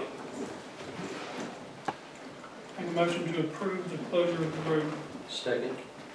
And the times that were again from 12 o'clock until midnight, Yes, sir. 12 in the afternoon to 12 midnight. That's South Main Street in front of 61 Main, basically, correct? Yes, sir. Okay. I got a motion and a second. Any further discussion? Being all in favor, vote show of hands. That's unanimous. Thank you. Okay, item D, WPCP expansion, quote for subsurface investigation geosystems. Mr. Hall, Mr. Brandon. think we may need. Did I miss item one? C, yes, sir. Oh, goodness gracious. Item C, I checked it off and I didn't even, I wrote the wrong place. Thank you, sorry, David. Item C, Stormwater, Connell Street, Elizabeth Street, Mr. Brandon Douglas, Mr. Terry Hugh. Yes, sir. Mr. Mayor, Council, I will admit, I'm not exactly sure how to address this other than there had been a flash flood that occurred Friday, July 19th, along with other instances since then of where there's been continual storm runoff. We've got some due diligence at the staff level and working with different property owners in different areas to ascertain whether or not it's a city easement for stormwater pipes, or if it's there's no infrastructure in place. We don't want to make a bad situation worse. So staff has communicated with some of the property owners. I think Mr. News got some information he'll share, but just for the point of reference, in your package, you'll see Connell Street, Jones, Magnolia, Elizabeth, and we can touch on a few of them. I will need to update you all on Elizabeth Street. You may recall 2 weeks ago tomorrow, there was forming of a dip in the road right at the intersection of Jones and Elizabeth. The next morning, Wednesday, it was evident that the sinkhole had manifested itself into an actual hole, and it's gotten a little worse. So we will be doing that in-house unless otherwise advised. We have not really delved into the professional realm of getting engineering or anything. What we had thought about was soft cutting the asphalt, removing the pipe, going to a local vendor, getting a section of 30 foot or more, 36, 48 inch corrugated pipe, along with another secondary pipe, attach it to the head wall, and probably utilize SPLOST monies to help offset that. That cost is most likely going to be well under $10,000. The head wall, 2 head walls on each side is going to run probably about $6,000 on each side, and the pipes maybe $3,000 at best, and then whatever it may cost Mr. Moss or someone to asphalt over. So we can do it all for, I think, less than 20. But if we decided to do some sort of poured-in-place wall instead of just getting a prefab head wall, there's probably about a 6 or 8 week lead time on a local laborer to do that. So our position would be just to approach you all about this issue, stormwater in general. But I'll let Mr. News speak, and then I'll kind of revisit a couple other ideas I have. Mr. New? Yes, I need to stand or just sit? You can do whatever you want to do. do. Okay. Well, for lack of a better term, I guess I'm going to be the spokesperson for my development. I know we can't use spokesman, so I'll be spokesperson. I have only lived in this area for about 2.5 years. I have been informed of previous, from 2012 to present, numerous occasions when things like this have occurred. Not as bad, I understand 20, 50, 100-year main storms, things of that nature right there. But I don't know, this development was developed in 1997. The infrastructure of this area was put in place in 1997. So I don't know, is there more water being directed to this area than what there was in 1997? I have no idea. Do you, nobody else here does? Well, I do. I don't think there is. Okay. Well then, for some reason or other, there seems to be a lot more. Well, make it need to build a house across the street there. She calls all the problem. Well, It may be going the other I direction. think, no, probably cutting the grass a little short too. That may be the problem. Yeah, she said water the other way. Connell Street. Connell Street. Yes, Stafford Manor is the name of the development. I'm not the only person that's been affected by this. There's several other homes that have. More so recently, when Brandon's speaking of than before, but I do have video from a couple of previous days. As a matter of fact, from 2012 to forward, when there were different levels of what damage is done. I don't know, first off, I need an answer to see if I'm knocking at the right door, okay? And the answer is, does the city of Jasper have the rights to this easement, yes or no? Well, that'd be easy enough to find out. Lonnie, have you done any research, had a chance to do any research on our easements? Since we met with Mr. New, I have been looking for an easement saying that the city has a stormwater easement across that property. I have not found one yet. There is a sewer line easement there. There's a sewer line that comes down behind the house, yes. But the drawing that Mr. New had, the stormwater comes from Clyde Wood Street. It comes in under about halfway at Clyde Wood Street, and there's a storm drain poured, a concrete plume, and it goes down to a storm drain, goes in under Connell Street, and it goes down behind Mr. New's house, and then the water that's coming down from behind it is creating a problem. I mean, it's actually washing in brush and washing down fences and things like that. So there is a stormwater problem in there, but as far as an easement, I have not found an easement yet. I'm gonna show you what I have found. I only have 3 of these, so I don't know if you We can can pass them around.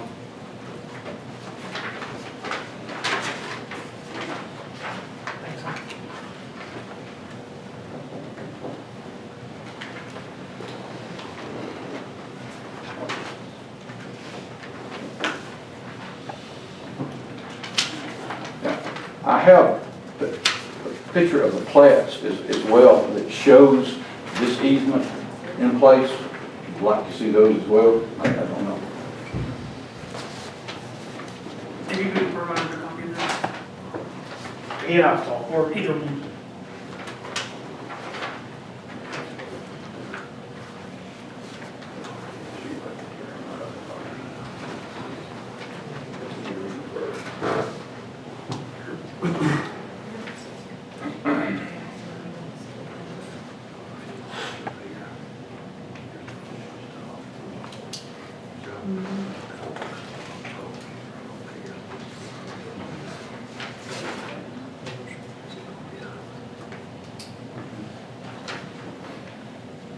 Where are you located on this? Get my specs out. I know it, I do. Can tell this is all those, like you see the little, my particular. I think I saw it, I read the road time, wait, Mark.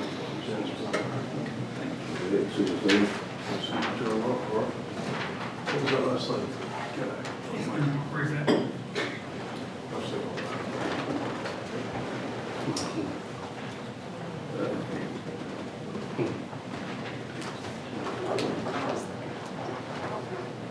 Stormwater leaves Clyde Wood Street, cross lot number 15, crosses the Connell Street.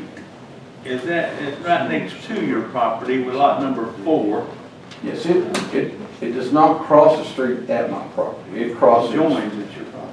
Well, Right, no, it is not joined. I'm actually, the stormwater crosses between the 2 houses closer to Main Street, between 2 houses closer to Main Street. Right. To give you a little background, like you said, there's a concrete trough from approximately Clyde Wood almost down to Connell Street. Okay. At that point, there is a structure with a graded top. Goes under the road. Yes, water's to go into that pipe, into that structure, into that pipe. It goes down to Connell Street. There's 2 curb inlets, one on each side of Connell Street, to catch water from the street. All the water is to go underground at that point, into the pipe, okay? Then, Donna Ennis is my next door neighbor, this is just up from me. In her backyard is another structure with a graded top. I think it's probably designed to catch the water coming from Dogwood, because I don't know why you would have that structure with a graded top there. for any other reason. There is drainage comes through. Watch that, it's actually probably above grade.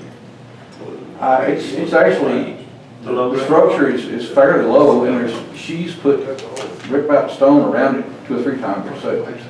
Now, to give you a background of what's occurring, I don't know exactly, like I said, this infrastructure was put in 1997, so I don't know, maybe there's more water, maybe it's the same amount of water, I don't know. I know it's moving to a point a lot quicker now than what it used to, I understand that. But it's either stopping up or not adequate. It overflows where it's supposed to go into the structure, first structure. It overflows to the street. Those 2 grades, each one on each side of the street, they either can't handle it or stop up. It jumps the curb again, goes to the one in Donna's backyard. It's catching water now from up Clydewood. It's catching water from Dogwood. It either can't handle or is stopped up. And then here it comes to me. I have a video of this with my phone. I don't have to put it on your picture thing or anything like that. I'll show you the river that runs through my yard, and I have no water at all there 99% of the time. Okay, Brandon, what's your thoughts?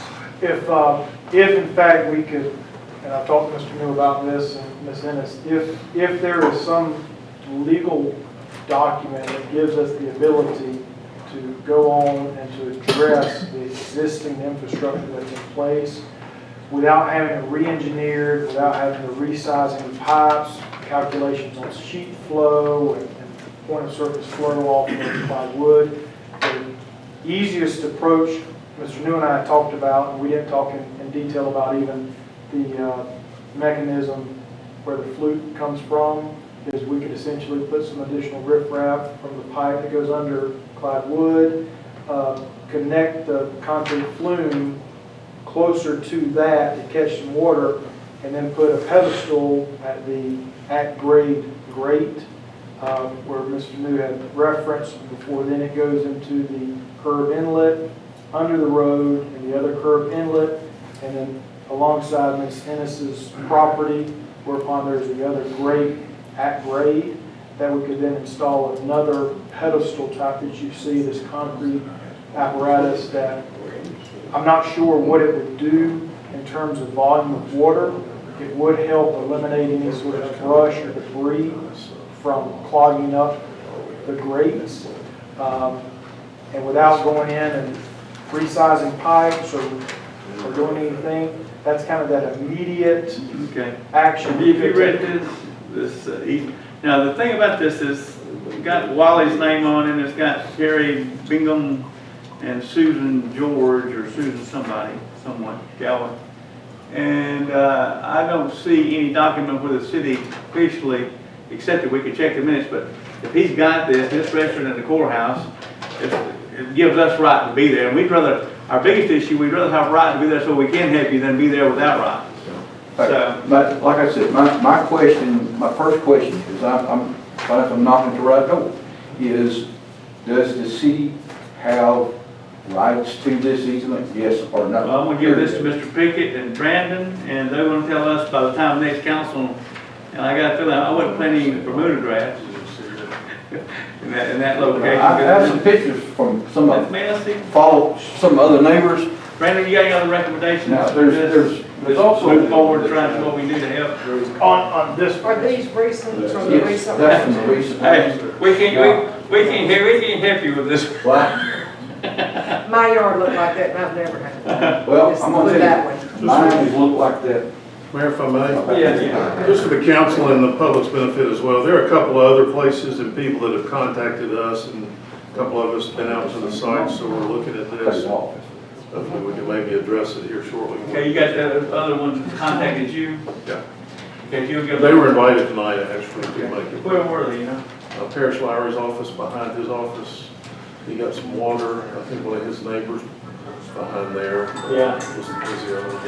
It's going to catch it. But if you look at this right here, you'll see, I don't know if we have any stormwater available to cover that type of rainfall event. But sometimes you just happen to landscape according to what's going to happen in an event like this. What I saw was some very nice landscaping washed away. Yes, I will tell you that when I bought this place, the backyard was not landscaped that well. I just sort of figured the people that live there probably didn't take care of it. So I fixed it and it got washed away. I fixed it and got washed away. And I'm not gonna fix it anymore where the problem existed. This is a list of the dates for 2012 when occurrences like this have occurred. So the reason I have this information is to say, okay, a 20, 25, 50-year mean, I don't want to hear it. Not when it happens 10 times in 7 years. And it may happen again tomorrow. That's right. That's the reason I ain't fixed my yard anymore. Well, I've been there before, and I've actually helped work on Donna's issue before, and it's basically all we did was stabilize and go back and stabilize it again when it got washed away again. That is inside my fence. There was a lake down there too. That's That's where John Roper's house is.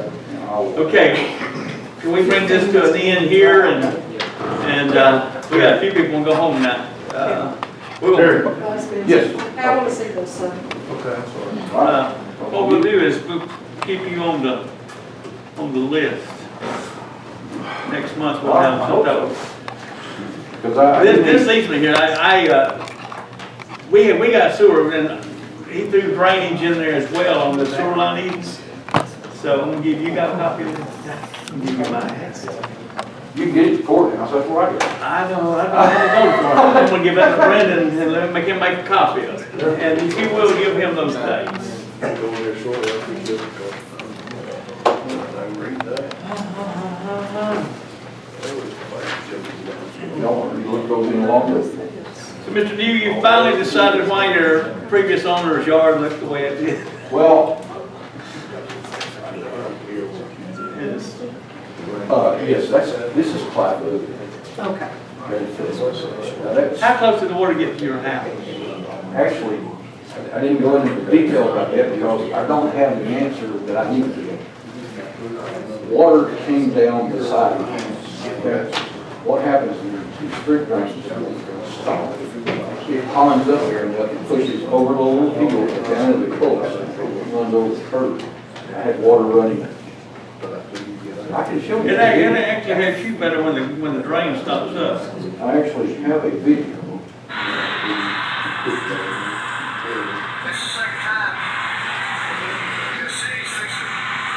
On my language there, but I'm a little bit better. I'm glad you opened the gate. I didn't open the gate, that's my fence. Got washed away. I got 2 gates to get. Well, there's water on the side of my house, and then you see it. Yeah, I see it. Didn't go in the basement. I've got just hardwood floors in my basement. I have 2 rooms with about half a hallway where the hardwood floors are cut. I put a dehumidifier down there and it ran it, and I dried everything out. But I'm not gonna harbor that to you until I know. If we're the guilty party. Not the problem. Colluding with the good Lord. There you go. Okay. With that, we're going to keep you as an item, and the ones that Mr. Proctor mentioned, and we'll see what we can do to help our citizens. Yes. And like I said, there's other people affected by this besides me. Greatly affected. These gentlemen here, are you affected? Would you like to speak really quick? Let us know what happened to you. Well, these are my pictures, and that's the drain that y'all just looked at, and the river in the front yard with the fire truck, that's looking out my front porch and across the street. Right. That gentleman on the end, he had water in his house, he called the fire department. The drain that you see, that's on Clyde Wood, that's directly behind my house. Do you see that one? I've been there before, though. It's not enough to And you can handle this see kind of rain. Not at all, and obviously it's going to happen again at some point. Right. But that's the one that's right behind my house, that was 188 Connell. Okay. What number are you live on? 188 is my address, so Here's where oh, you bought Mr. Connell's house. Okay. Nice to meet you. thanks. You catch it from Clyde Wood. There used to be some very nice landscape in there. Would you see the waterfall we put in? Is that yours? That's because the drain can't handle it. No, it can't. It's not the water, it's, well, I mean, it's the water, but it's not the It's the drain that stopped it up. Water has Can't nowhere to handle go. the capacity. You know, those ditches cannot handle that rain, I promise you. There's more issues, but I guess that's another concern about the water table and so forth over there too. Obviously the lake issue. Thank you. All right, council, this item will be under, I just wanted to circle back around, Mr. Mayor, to the Elizabeth Street, because we need to utilize some SPOS monies, because we have no other mechanism in place to pay for Elizabeth Street. Without going through engineering and bid, because it's a hole in the road, we'd like to get authorization to spend up to $20,000 in SPOS monies for the 2 pipes, 4 head walls, and the paving. We estimated at $5,000, which may be a little high, but just to put a little buffer in there. I think 20,000 would be plenty if you're gonna do it in-house. Yes, sir. We entertain a motion to approve the expenditure of $20,000 for Elizabeth Street repair. What are you doing now, just blocking the road? Right now, we've got barricaded, yes, sir. Okay. Entertain a motion. So moved. Got a motion to allow $20,000 expenditure toward repairs on Elizabeth Street at Seco as indicated by Mr. Douglas. Second. Motion second, discussion. Being none, all in favor, vote by show of hands. Thank you, council. Thank you, Brandon. And thank you, Mr. New. Yes, thank you. Thank y'all.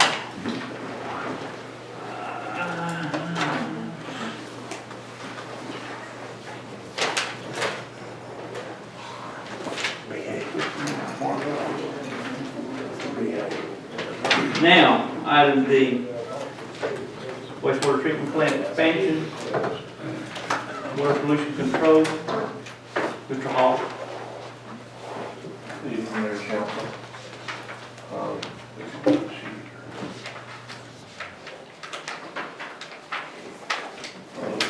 We'd like to ask y'all tonight to approve one of the things that we're going to need to do at the wastewater plant to continue on for our expansion.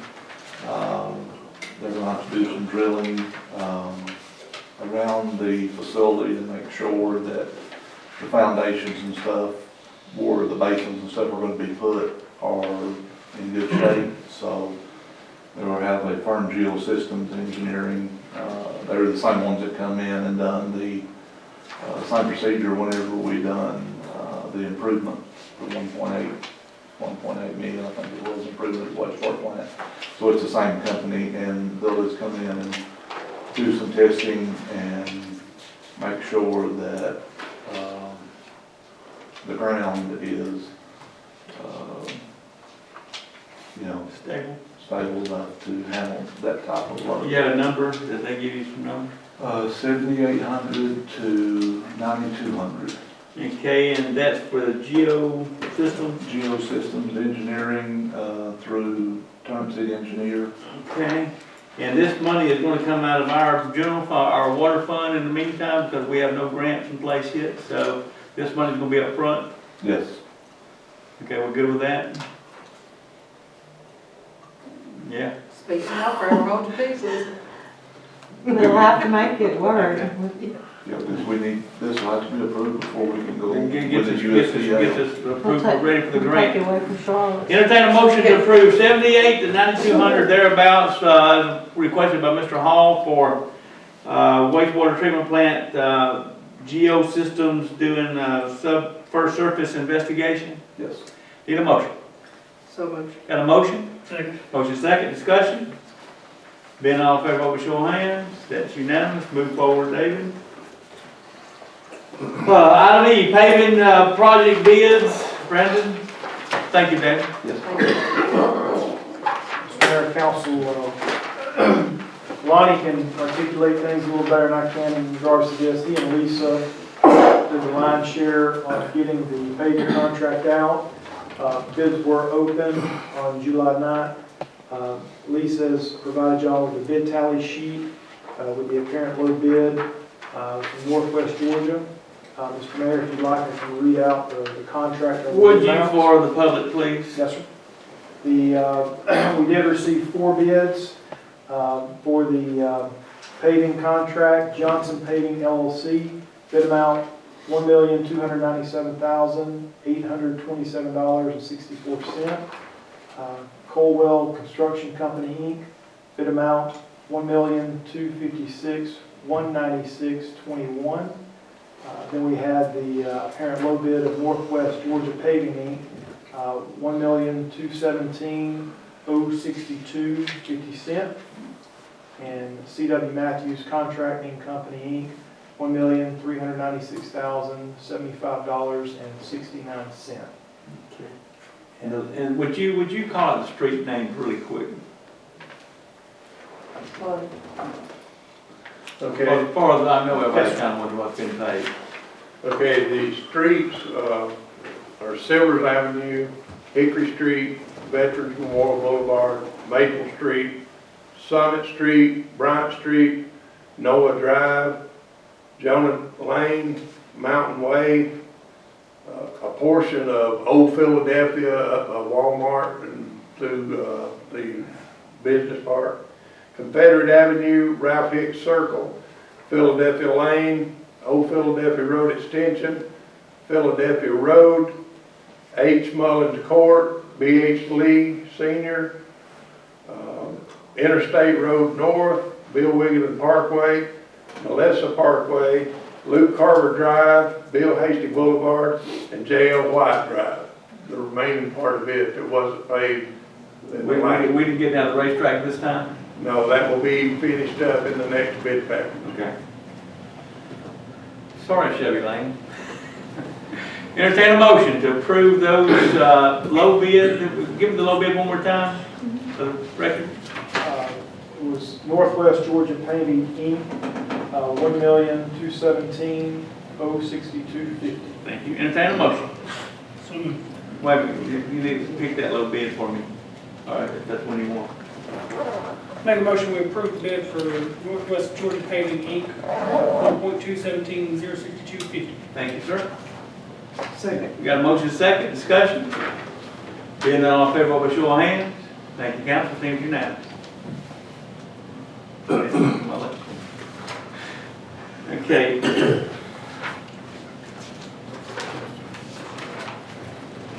Item F, GMA capital lease resolution. Brandon, Lisa, you involved in it? Okay. And Lisa can correct me, or if you want to take the lead. Give it up. You want me to read it? You can.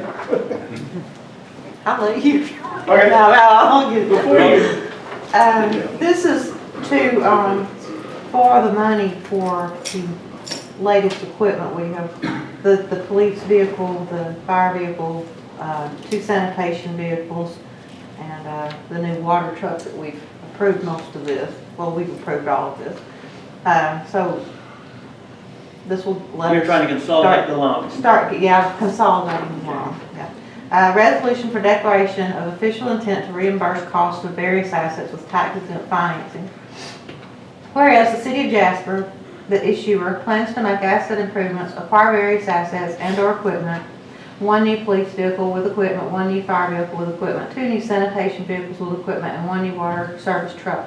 And whereas the mayor and council, the governing body, desires its official intent to reimburse costs of the assets, asset improvements, equipment, through the use of a lease purchase or other financing mechanism. Now therefore be it resolved that the governing body hereby declares pursuant to Treasury Regulation Section 1.150-2 its official intent to reimburse the cost of the assets, asset improvements, equipment through the use of a lease purchase or other obligations for the purpose of paying or reimbursing costs of the said up to approximately $280,000. Be it further resolved that a copy of this resolution be placed in the official records of actions of the governing body adopted this 5th day of August 2019. Entertain a motion to approve the resolution as read. Got a motion? Second. Motion second, discussion. Being none, all in favor, vote by show of hands. Thank you, council, it's unanimous.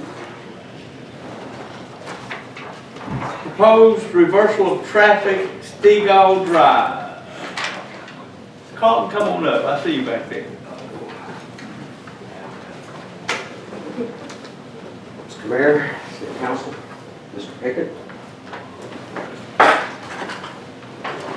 We'd like to propose reversal of Stegall Drive, but it's come to my attention that there are still some few issues and questions about it. And I would like to request that you table this until next month until those issues and questions can be addressed.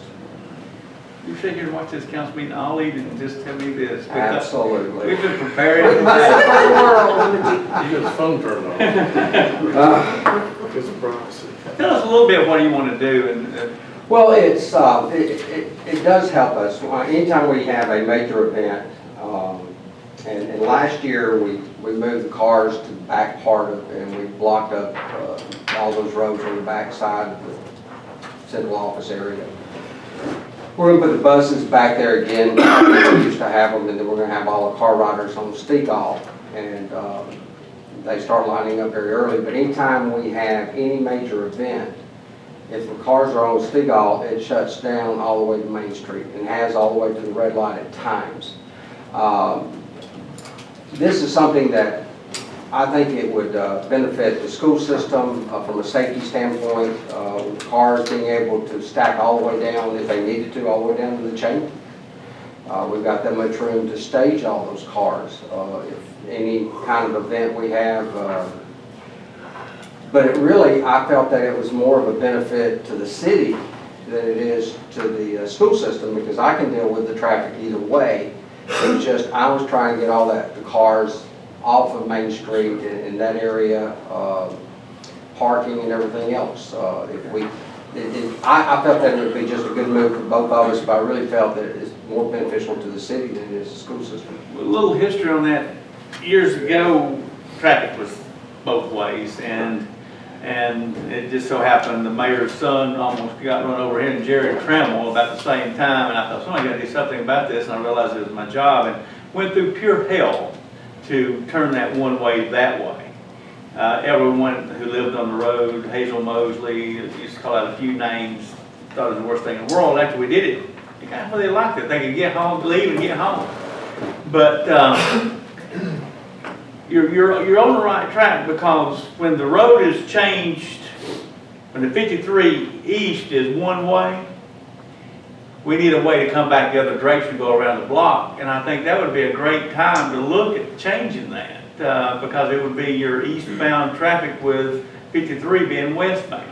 And of course, on the other side, put it this way, I don't have a real qualm with this. I thought I would when I first heard it, because I knew how much grief it took to change it. And it did solve the school's problem, because traffic did back up and go down Mark Whitfield Street all the way to Garrison's Tire. Jasper Tire, I painted all the way around. And you create a problem one way or the other, but people would come through town, go down Stegall and after 53, and it's always been a nightmare. What we need is a four-way stop at 53 and Mary to get you out. But if you would let the council get all the information and dwell on this, and I think there's something coming down the road for this to happen. If I may, going and speaking to residents that live along Stegall, there were a few that were not home at the time when I went by. Those that I spoke to were pretty excited about this, because they can access their home faster, because they're all on that end. Well, it's not school's not causing a problem. It used to cause. Right. So it's almost, you can change it two ways now, so it's not a problem. I think one of the issues is we dealt with all the traffic and the issue with the congestion on the backside, but because of some numbers and things, we're going to put that traffic back on Stegall. And you may see, starting tomorrow, that big back up. You're going to have it? No, I mean, it's going to back up. You're going to cause a nightmare again? It's going to all be on Stegall, and it's going to back up to Main Street in the morning. Okay, let's watch it, and I think we might need to readdress it. But if you're letting children off at that location, right there in Stegall, you need to let them go off on Shotgun side. Well, if it's, and we can work in with the city, everybody will be able to take care of it. I guess the police department's aware they want to have you direct traffic. Why now? Tell me again why you're coming back to Stegall. Last year was so great. Well, it wasn't when it locked down the central office and all the businesses on the backside. Mr. Rowland and everybody on the backside would. I mean, it just shut them down because people would line up at 1 o'clock and they couldn't get into their business on the backside. Makes sense, okay. Thank you. You're welcome. Thank you, Dr. Wilson. Thank you. What time do those kids get out? They line up at 1? Oh, they do. Parents start lining up at several of our schools at 1 o'clock and they don't get out until 2:30, 3 o'clock. Pretty soon it's gonna be a wise change to go the other way. Thank you. Thank you.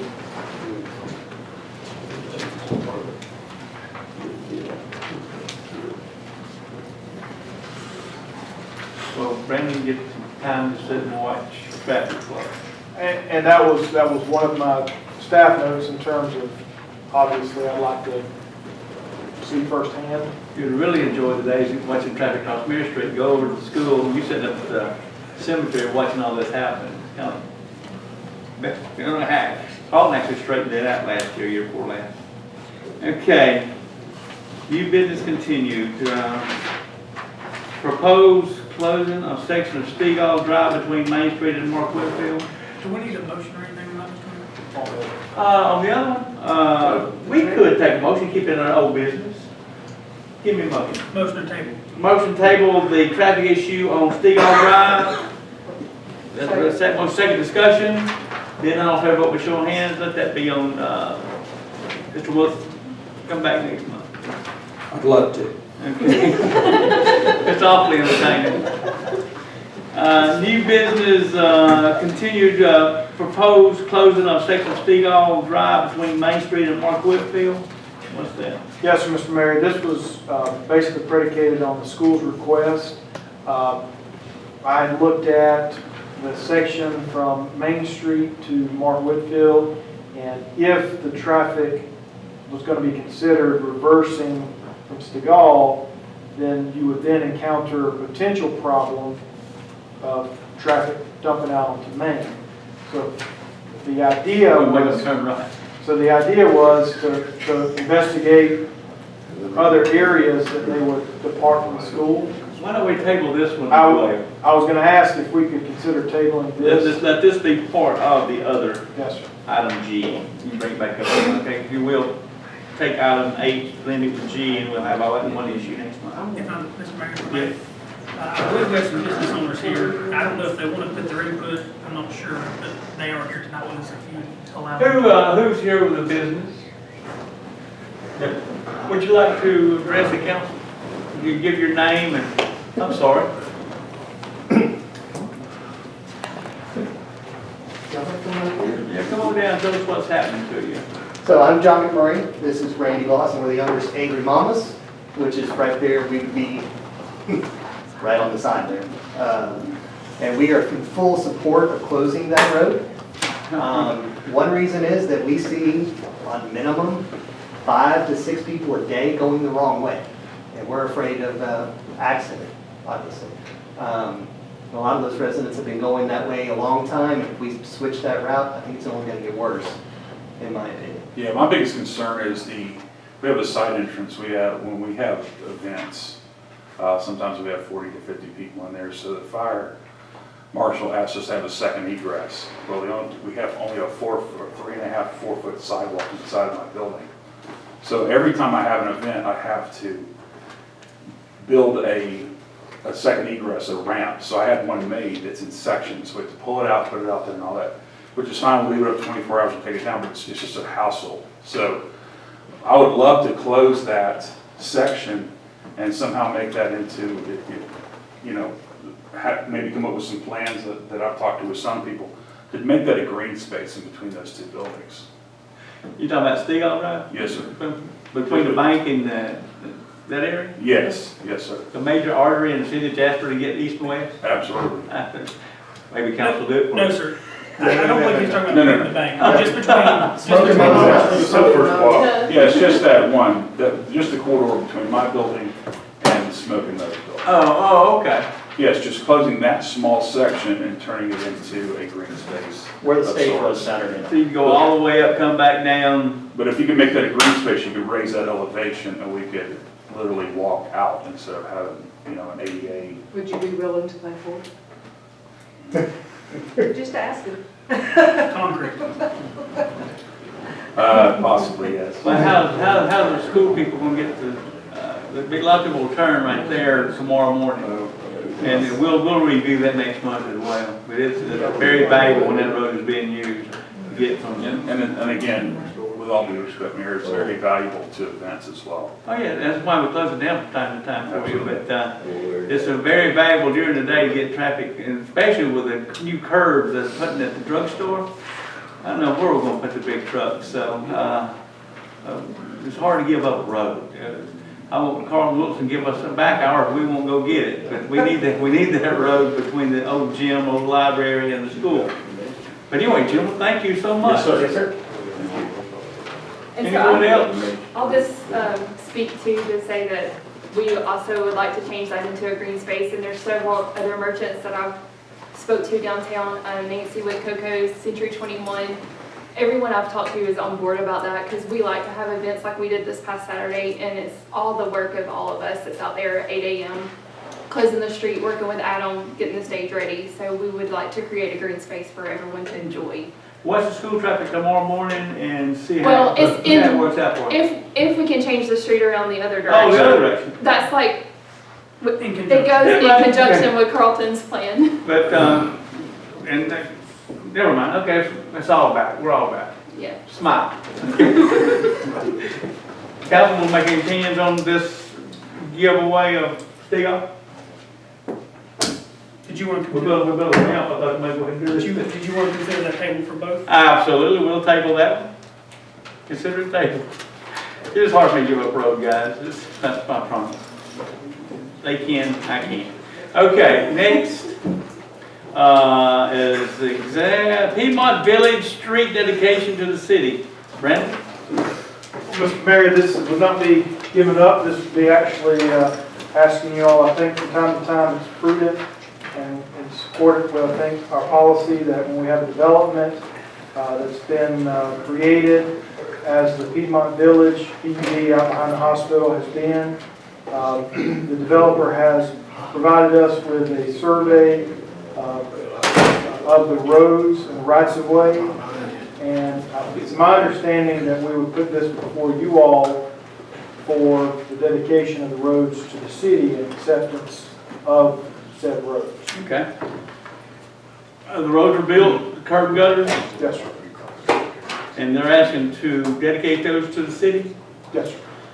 Okay. Is that a motion? Piedmont Village, right? Yes, sir. Motion to accept and dedicate. Got a motion? Second. Motion second, discussion. Being all in favor, vote by show of hands. It's unanimous. Thank you, council. Okay, next item is executive session. I'm going to take a break. Ann wants to go facilities, and so do I. But I would enter, wait, man, before you leave, Ann. We're going to take a break. We're going to come back, and we're going to go into executive session after we get squared away. So take a break first. We're coming back during the executive session. Closed session. That was Kurt, second by Ann. All in favor, vote by show of hands. We are out of closed session. And dog. Okay, mayor's report, economic development, hiring committee update, Dr. Frost. So, let's see, since last time we've had one meeting, the consultant is in the process of interviewing the stakeholders. I think there's only a few left, and then they will be coming back together with the committee to start performing the job description, the governance piece of the position, and then also start working on the strategic plan. Okay. And your committee member is Kirk? Kirk and Brandon. Kirk, anything to add to that, Brandon? No, sir. Okay. Item B, Parole Roper Pool Property Development Committee update. No real update from my perspective. I think Dr. Keller gave that presentation at Rotary a few weeks ago. I was out of town. I did speak with the development firm today who was working on a cost projection. They do not have that yet.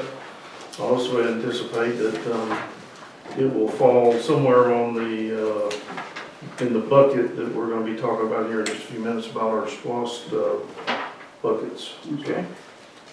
Okay, anything else? No, sir.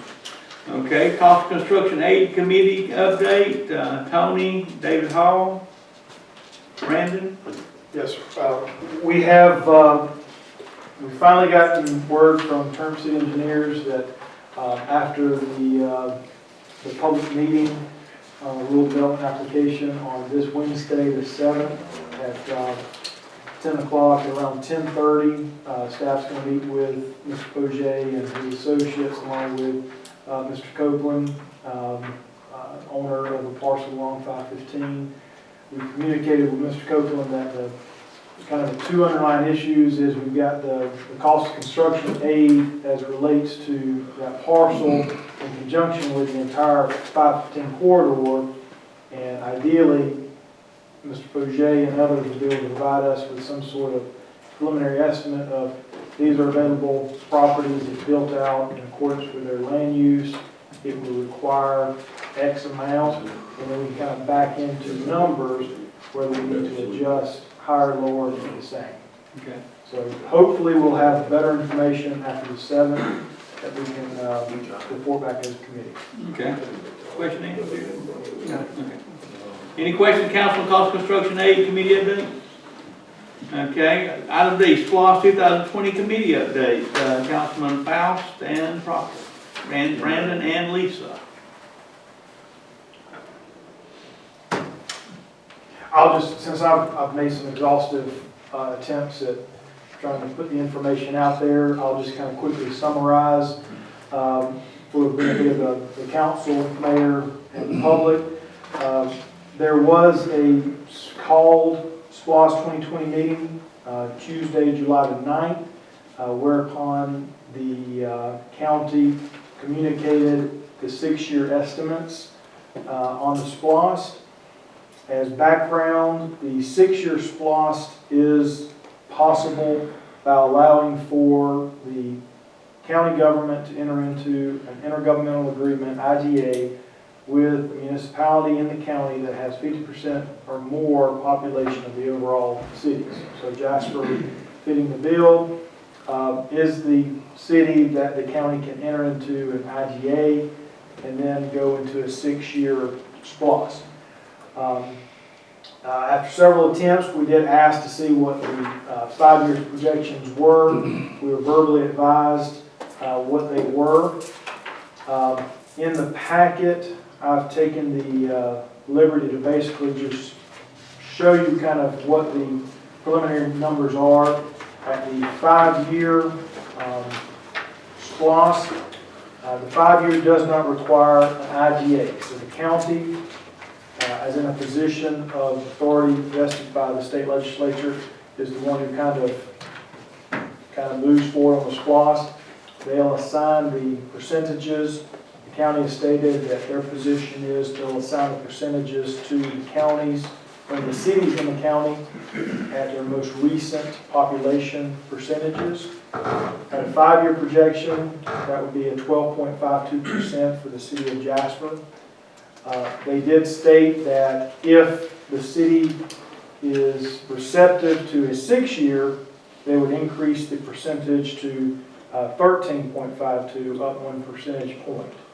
I don't want to get too far ahead of myself.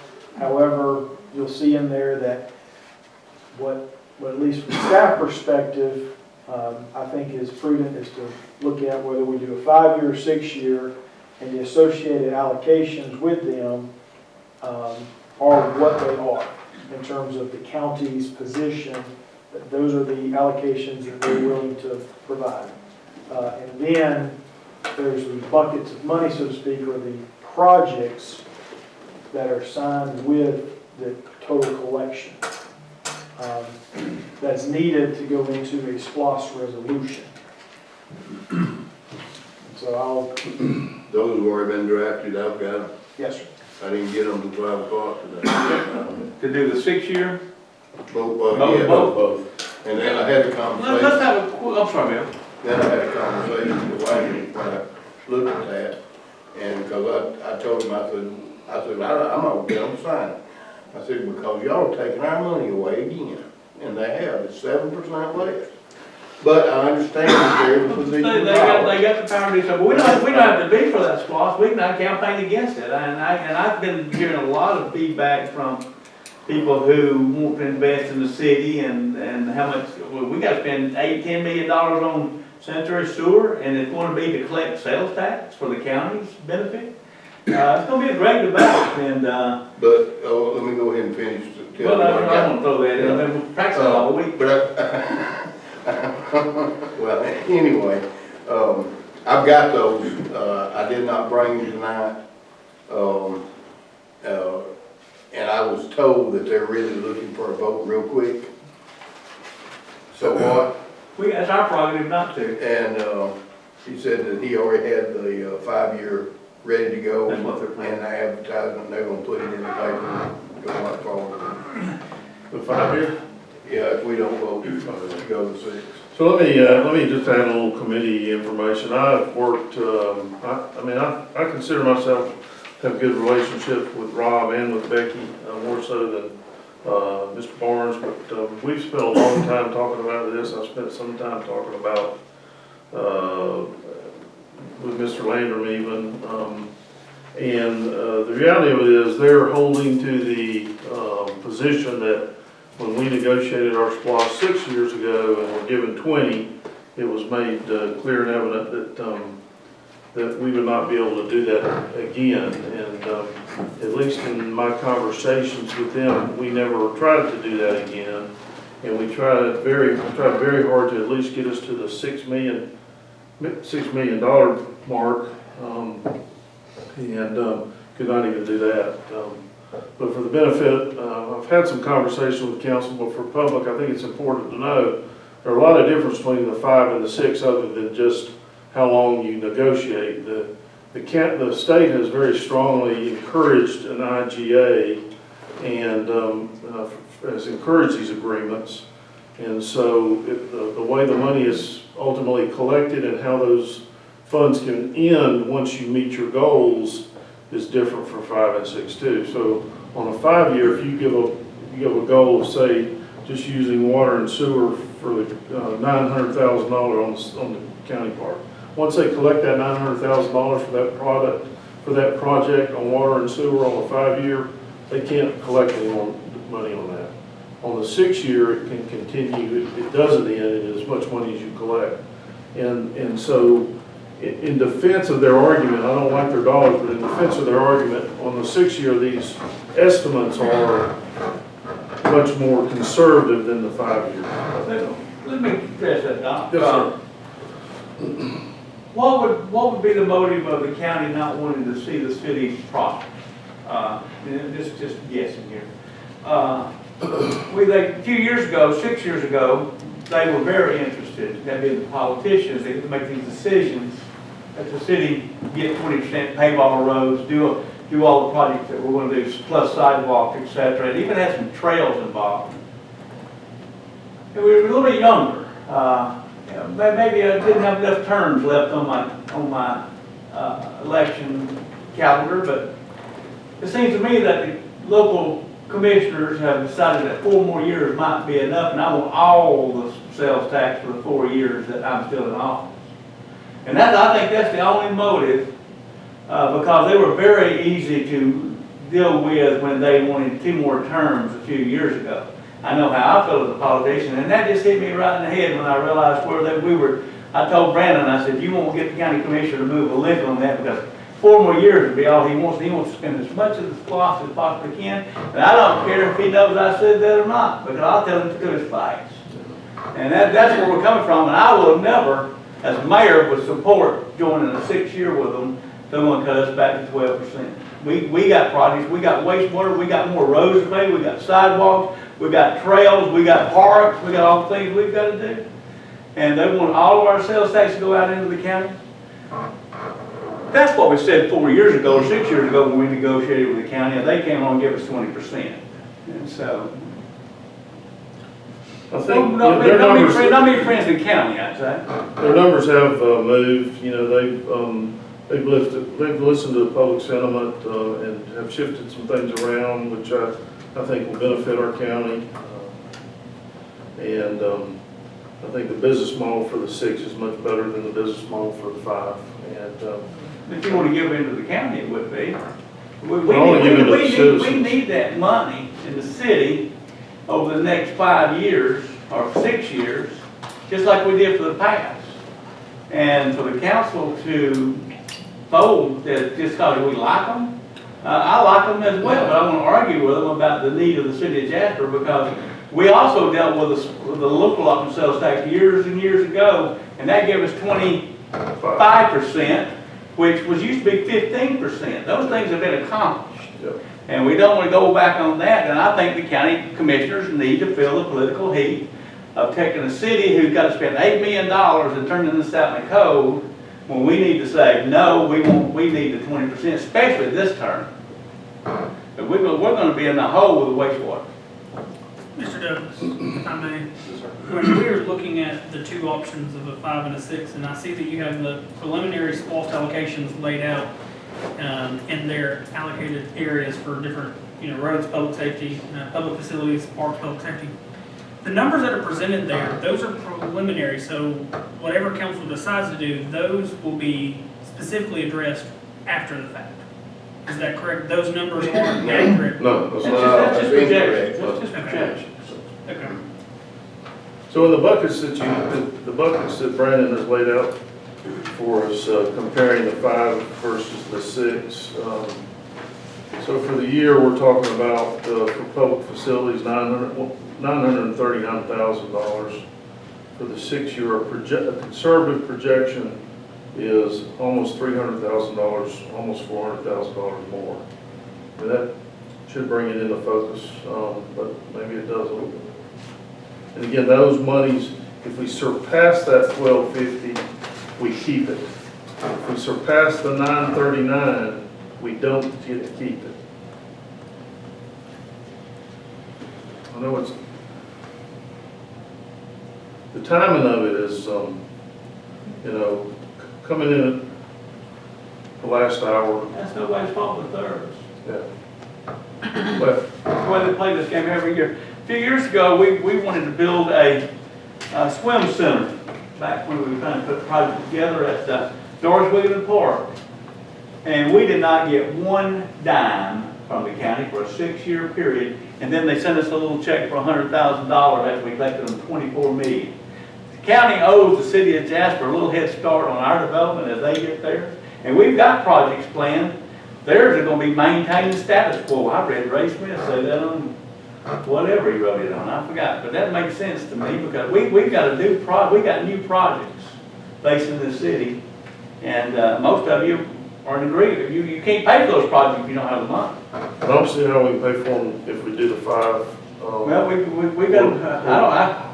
I don't like blinking, Doc, and I promise you, let the citizens decide who's going to be the county commissioner, deciding who's going to cut the city out. Maybe the people out there will like that, but I don't think they'll like this council for folding on the city. So. Anything?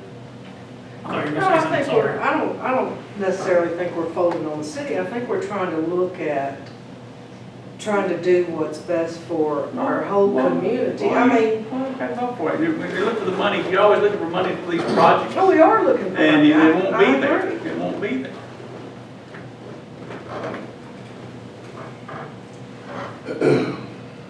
I think we gain, if we do the 5 year, I think we gain the possibility, assuming it's going to pass. It may not. I mean, there is a lot of public sentiment, and the numbers have been tweaked to address that from the public, and that's. But we're gaining, for the 5 year, we're gaining we get to renegotiate 1 year sooner, and the downside is that we're probably going to lose a lot more money than the difference. But you hit the nail on the head. We get to negotiate 1 year sooner, and this council will change between this time and that time. It'll give them the opportunity. We're talking about 1% difference of this. If we do or not, we're going to get 12.7%. They're gonna give us 1% if we go ahead and give them the, No, because again, the numbers stop once you collect the project on the on the 5%. five, on the 5 year. On the And you gotta 6%, be way more specific on a 5 year than. Yes. right, that's right. So on the 6 year, you keep collecting even, and again, We got some leverage. I've tried as hard as I can do, and they need the resolution by, I Well, believe, I'd entertain a motion that we don't sign it with them. Give them the 5 years, we take our 12%, that's why they wanna do business, we'll take ours, build us a wastewater treatment plant and continue to grow Jasper. And they can spend all their money they want to wherever their budget lies, because we're gonna spend most of this on the wastewater plant. I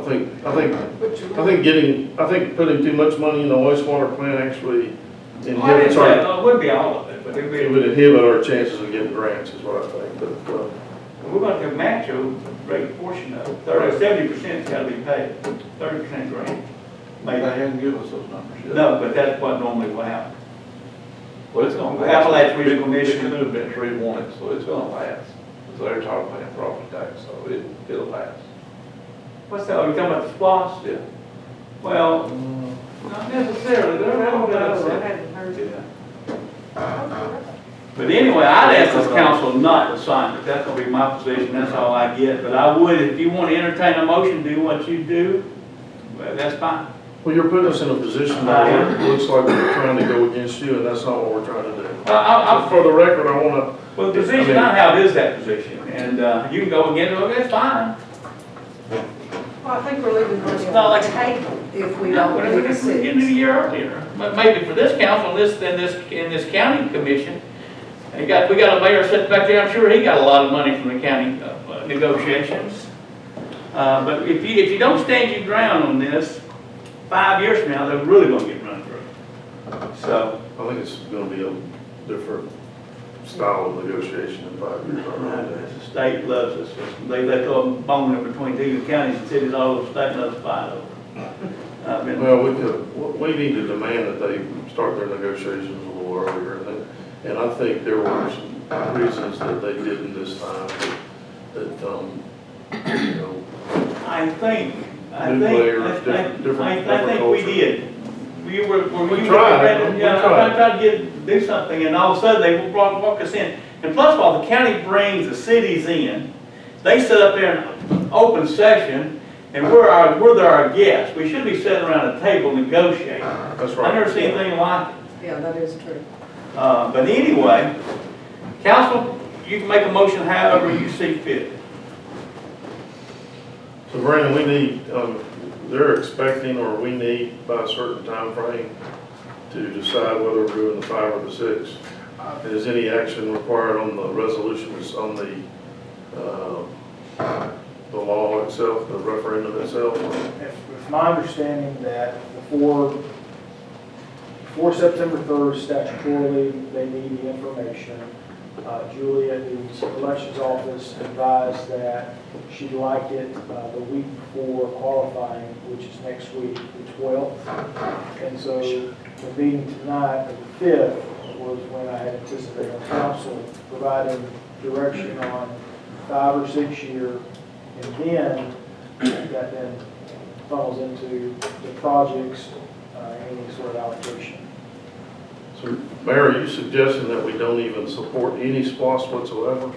The I- state, Take the 5%, take what they give us by state mandate, and not go along with our 6-year show, and we'll tell the people that our constituents that we tried, but this is what they gave us, that's all we have to work with now. so we could vote to support the referendum without making a decision, or do we need to make a decision this evening, Brandon? I think if Mr. Pickett's received the referendum because there is a SPOS referendum, and I have not seen the 5-year SPOS referendum. I haven't either. I've seen the 6-year.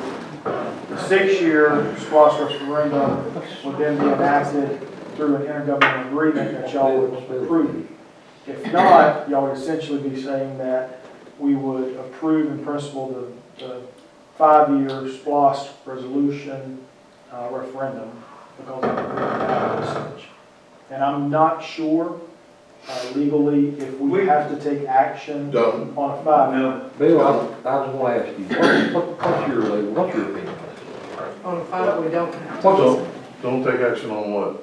You don't have to take, you don't have to take action on anything. But on if the you- 5 year. But if you don't, then what they'll do is they'll go ahead and force the issue by doing state mandates, which means a 5-year.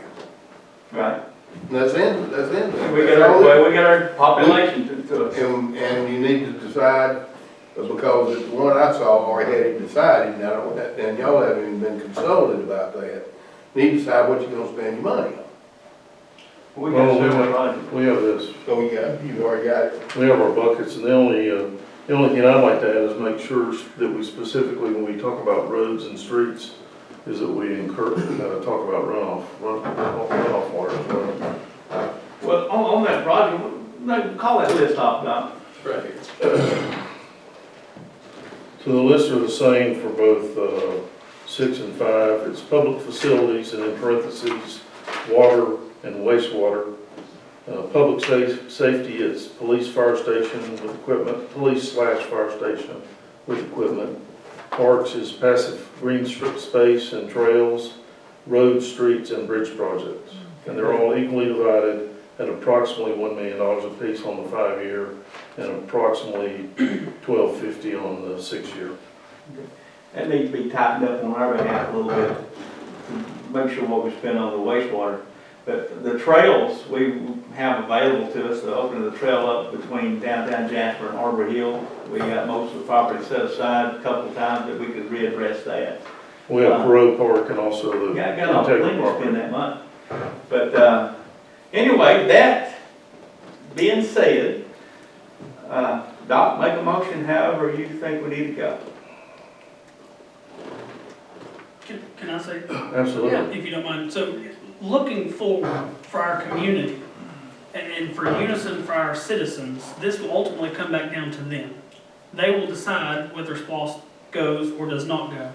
I think it's important for us to remember something that we've all discussed many times, is that we are one community. And it is hard and it is tough right now during certain negotiations, and sometimes we don't end on the exact note we thought we would. I believe if we address this as one community and a mindset, I believe we'll come to a better end. Okay. I disagree. You ain't never played ball against the county. You've never been there. Yeah, it is now. He's got the, on the committee.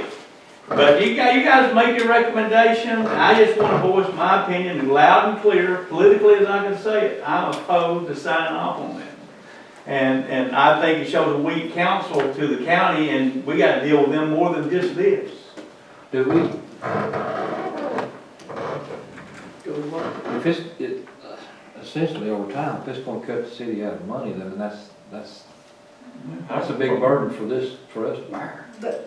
And that's our dilemma, Yeah, and that's- is you're cutting out $1 million by not going with the 6-year. Well, it's what we get for the 4 years, or what we lose that first month versus what we should be getting for the 20%. See, the sales tax is growing because of our commercial growth, our Chamber of Commerce, what we've been doing, and they're taking advantage of it, and we're not going to get reap benefits of it. We got to spend this money. And that's my argument. Rob, they wouldn't even listen to us, Doc, when I went down, and we sat there and they just ruled, and the decision was already made. And that's a problem in the state. I mean, there's no real way to say that the sales tax is coming from here versus there. I've talked to Tyler Renagle several times about it at DCA, and it is a problem, and they ignore it. And in the SPLOST, it's very clear, the county is favored in the SPLOST. But we do, using those lines, we do get squeaked when we get hit in the back of the head, Doc. The benefit of the benefit of the loss is that can go to mediation. We can take that all the way, and it's been 20% for a long time, 25% for a long time. Commissioner Molnant saw the wisdom of giving the city a head start back in the day, although we've been doing 15%. So just because they give us a timeline that they would like to have answers, you're saying that we don't have to take action at all? You don't have to do anything. Do it all make it. We go automatically 5%. But it will go automatically to 5%. In 5 years go by pretty They're fast. gonna want to put it to paper, and they're gonna want to do all the things they've got to do. And it has to be on the referendum by the end end of they have to have the referendum written by the end of qualifying week. So we'd have to have a call meeting. I just don't see how. Yeah. $1 million. I don't know. It's more than $1 million. It's Well, 7% over, 8% over a There are six-year very, period. there are very few cities that get 20%. You were lucky to get that. I'm scared of them. I know. You entertain a motion? but if we. I'll entertain, no, I'm gonna let you make a motion. But if we settle, we'll never know if we're gonna get there or not. Settle. I mean, if we accept what they put out. Yeah, but I don't think we can, I don't think we can knock the citizens out of benefit from an extra $1 million We're not by for not the the county city. taking the That's whole my fund. concern. The reality of it is it's a greater percentage than one, because the 5% is gonna be 5%, and the 6%, the total on the 6% is probably gonna be more than the money that we have projected. You said yourself that the projections on the 6-year are much more conservative. Right? Well, You said that. well, I like the city to be able to negotiate in a 5-year period with a commissioner who runs on the fact that he'd like to see the municipalities prosper instead of taking the whole cookie. And you know, and everyone in here knows, and everyone that's watching us tonight knows, the city produces most of the sales tax revenue, and we have to take care of that. I think, if you want to bring the politics into it, then there are things on here that Parks and Recreation, for instance, I think that the county can partner on us with those. They won't talk to us much. Well, if it's a new commissioner, then he might. They might. Even though these are county dollars, there are certain types of projects that they can't partner with us. They can't share the money. I think the courthouse was one of those. But I think that if they wanted to help us with a park or other things, they could. And if we can't get it with the current commissioner, then we might be able to get it with the one that, the next one that comes along. I just feel like we've been short-ended, and I know talking about the short-ended, and Nelson, I think, made up fairly decent. Oh, yeah, I got a lot of them. Okay. One thing I would like to say, if I We may, recognize the mayor talking about. is they doubled the amount that they're gonna pay for the loan or something at the airport. Have y'all noticed that? Yes. Okay, so that could be y'all's $1 million. It's not, we're paying for the airport. But why did it go up from the last meeting to this go around $1 million more? Well, they also added more parts too. They put $3 million. They started out with $750,000 on parks. over 6 years. But the question is where did the debt come from?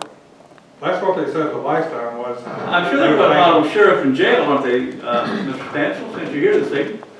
The percentage for the sheriff and jail didn't change at all from what they had in their previous calculation. What was the percentage, you remember? Well, currently on this plot, it's been 4%, and it went to 8, I believe.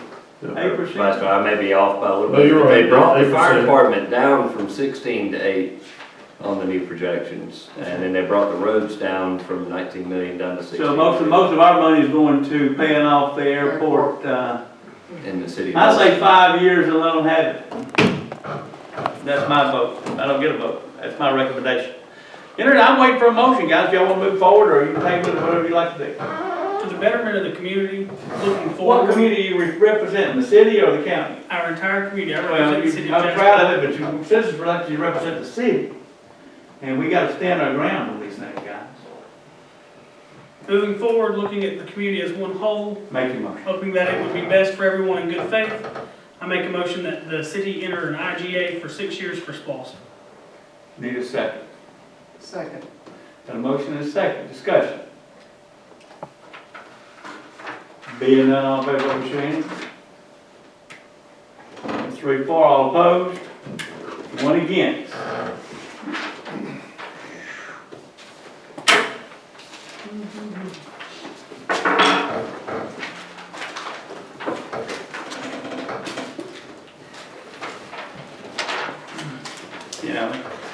I'll hold my remarks Okay, next item is,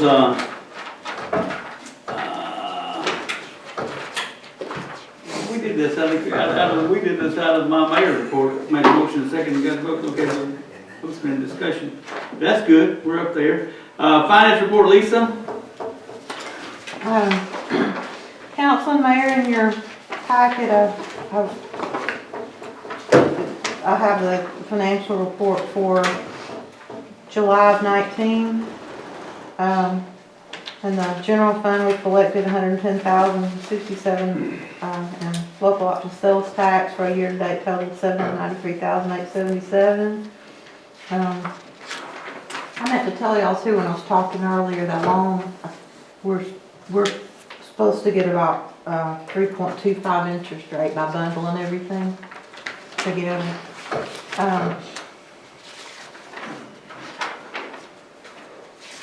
In the SPOS fund, we have a cash balance right now of $1,440,165. In the water department, we're showing a slight loss right now. Revenues aren't in like I had budgeted, and spending is like I budgeted, close to what we've budgeted. But we also, I had budgeted some for grant money that's not, of course, showing up right now. And that's about all I had to say. Any questions, Cal?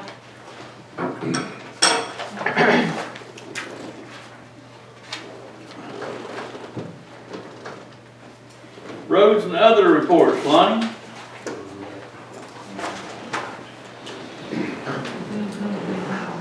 Mayor and council, we will notify the paving crew in the morning, company, and then they can give us an estimated date of when they can get started on the streets.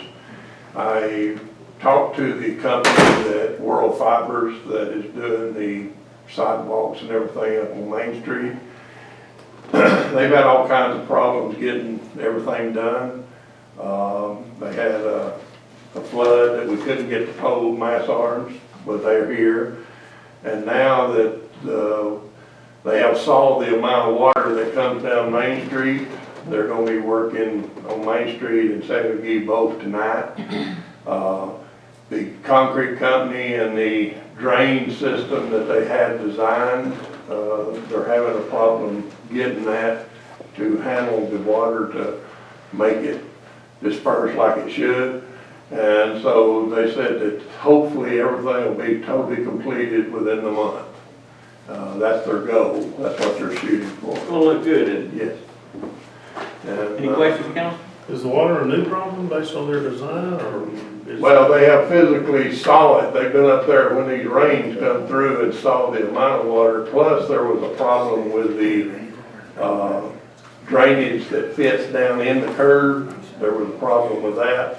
And so they're having to reevaluate that and get it in. Before the water came down, it was uninhibited, and it just made a turn and headed toward east and west. And they always say, if you don't like Jasper, it's downhill in every direction. Right.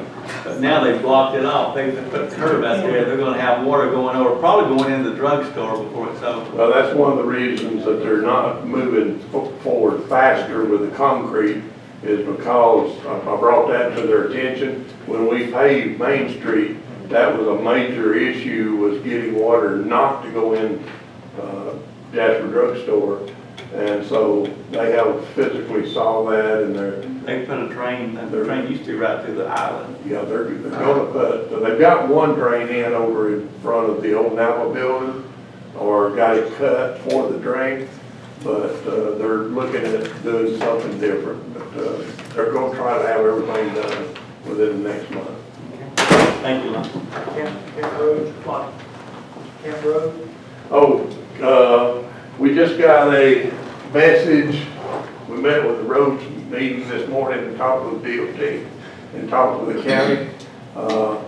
Camp Road they'll start paving from A.W. Lawson there to jail to Wendy's first thing in the morning.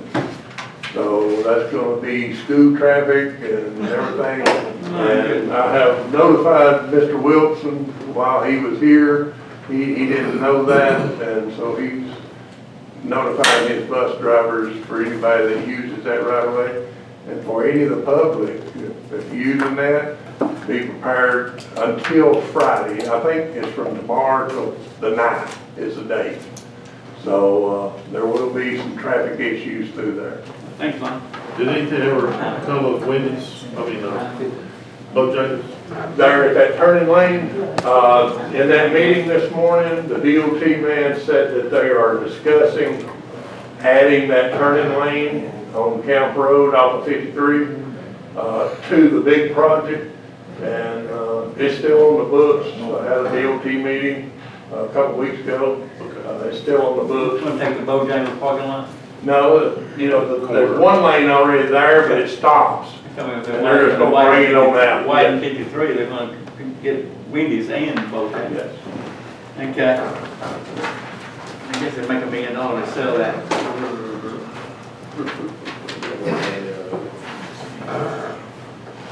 Chief Love. Good evening, Mayor and Council. City of Jasper Police Department for the month of July responded to 1,053 calls to 911. Responded to 44 motor vehicle accidents.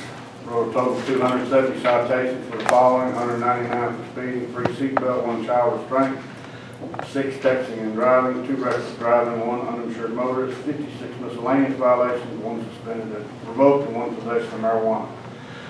Georgia State Patrol issued a total of 84 citations for a grand total of city court 354. Total 14 state warrants taken for the following: 2 for battery felony, 1 obstruction, 1 public intoxication, 1 theft by taking felony, 1 criminal trespass, 2 identity fraud felony, 1 simple battery, family violence, 1 aggravated assault felony, 1 cruelty to children misdemeanor, terroristic threat felony, possession of firearm by convicted felony, and 1 criminal trespass. Miscellaneous calls were 37 alarm calls, 7 disorderly, 10 harassment, 4 trespassing and loitering, 23 suspicious activity, 28 domestics, and investigated no burglaries. Questions, Council? Thank you. Chief Rowe. Mayor, Council. I forgot why I'm here, to be honest. For the month of July, the city's fire department responded to 123 calls. Those were 2 structure fires inside the city, 1 outside. No vehicle fires in or out, no grass or brush in or out. 9 motor vehicle accidents, excuse me, with injuries, 2 without, 2 outside, 9 inside, 2 outside. 52 emergency medical responses inside, 27 outside, 24 other calls in, 6 out. As of the end of the month, it was 796 calls. Fire inspection looked at 2 sets of plans and conducted 21 inspections. Questions, Council? Thank you. Thank you. Being no other business, come with us, Council, we're going to have a motion. Make a motion to adjourn.